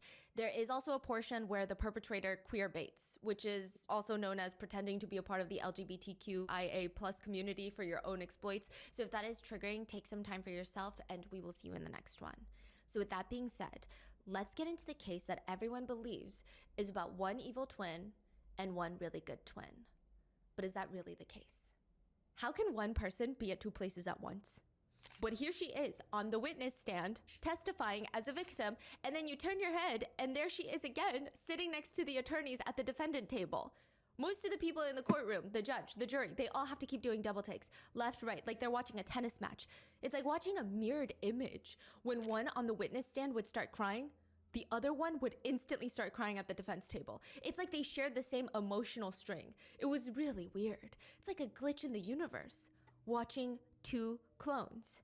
I mean, there's obviously a very reasonable answer for this. They're identical twins. One is on the stand as a victim, and the other is on the stand as the defendant, on trial for conspiring to murder her identical twin sister. All because she wanted to be her twin. She wanted to be her. Sunny Han is staring at the police officer. You cannot be serious right now.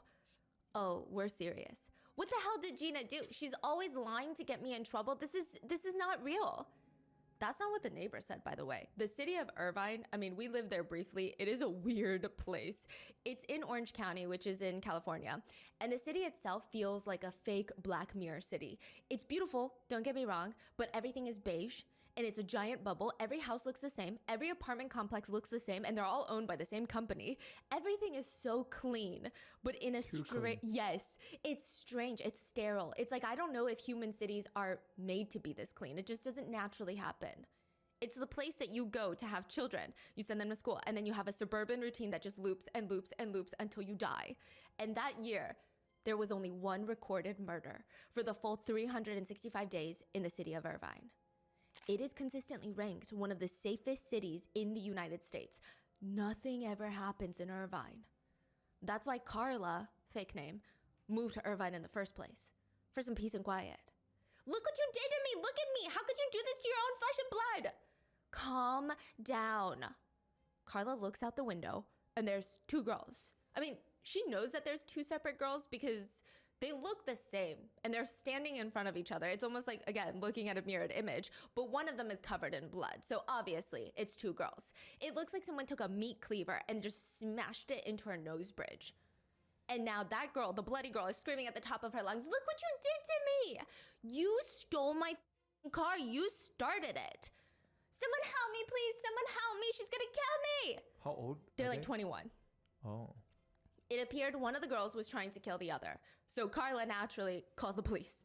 When the police arrive, they arrest Sunny Han, which makes sense. She's the one without the blood dried on her shirt. That makes sense, right? But they're not arresting her for punching and assaulting her sister. They already had a warrant out for Sunny Han's arrest. So that being said, Sunny Han is in big trouble. Asian gangs in Orange County are actually a very big thing. There's the Tiny Rascals gang, the Asian boys, watching Dragon Family, the Korean gangs like the Korean Crazy Dogs. There's a lot. Hello. And one of them, or maybe a few of them, were out for Gina. What's up? Hello? Oh shit. I'm muted. Hi. Hello? Hello? What the What the f- Hello? What? Oh, okay. Discord decided to change my mic. Yeah, that works. Oh, it said you were muted. All right, I'm on my way. Okay. See you soon. All right, I'll see you there. I'm just leaving my house. Okay, bye. Bye. Ah, shit. Legos! Yeah, well, Nation, you're Hahn. coming at the That's very what she's end. I gotta frantically pack telling up. her friends. This is My my sister last step, Sunny, and then I my gotta... twin sister Sunny. put Her this boyfriend back. is in one of those Orange County-based Asian gangs, and they're gonna get me. I have to be careful every time I drive into Orange County. Your sister? Why would your twin sister want to do something like that to you? I mean, that's your twin sister at the end of the day, no? I know, but when we were 15 years old, I don't even remember what I did. It was honestly probably nothing, but we're arguing like we normally do, and I'm telling you, she's insane. Out of nowhere, my sister Sunny grabs a sharp pen and stabs me in the thigh with it. That was when we were 15. And now she's put a hit out on me. Now they're 23, and Sunny, according to Gina, has been exponentially getting more homicidal. Gina's anxiously grabbing her arms while telling her friends and anybody who will listen that Sunny put a hit out on her and she's so scared. She told her boyfriend, who's in one of those gangs, to kidnap me, essay me, and then kill me. On sight, no questions asked.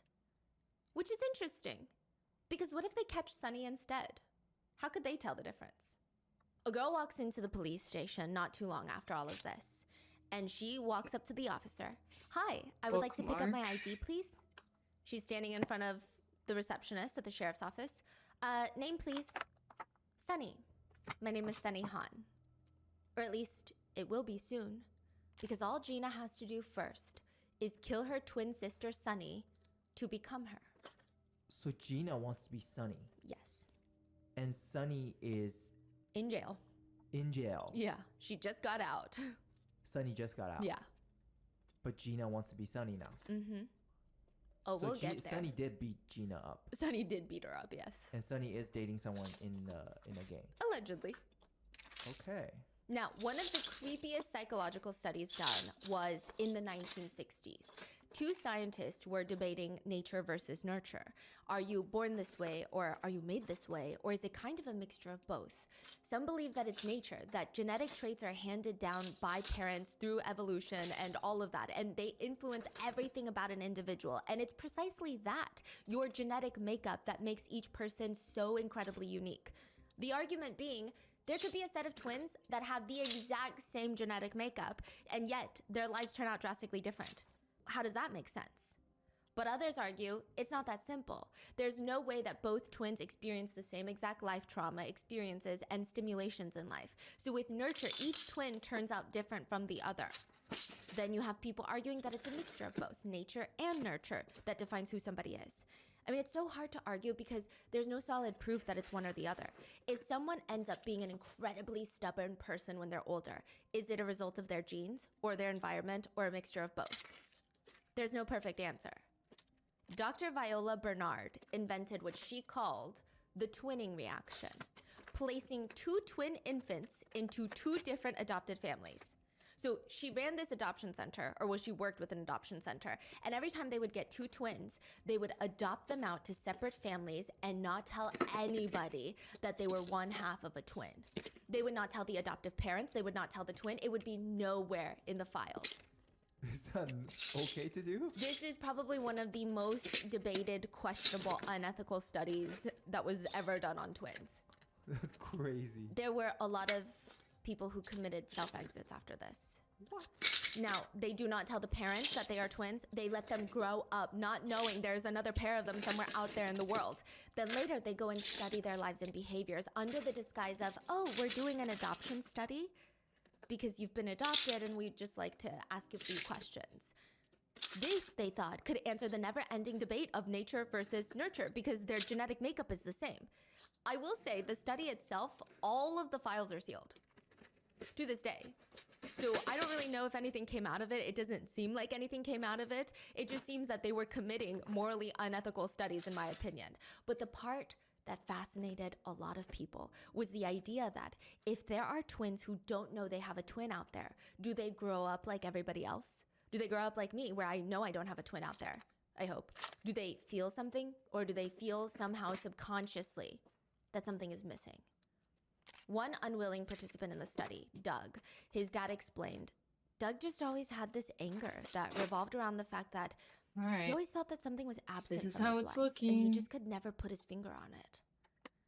Doug would be reunited with his twin Howard, and they realized some eerie coincidences. They got married the same year. They had. I will see you guys later. Maybe tonight. Yes, it does look cool. It's bone right now, but that's okay. So I will see you guys later. I'm gonna. Bye, Nation. Bye, Pedro. Sorry that you have to look at my thing. Like, here, just look at my dog. Gibby.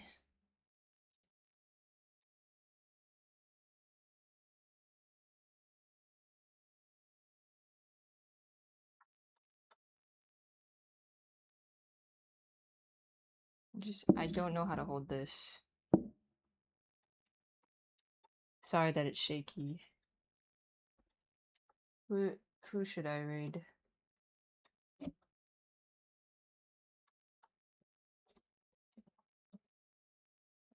I'll do Sav. Okay. Gibby. Gibson. Hi, baby.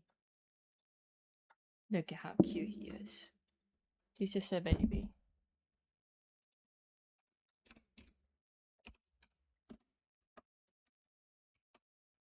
Alright.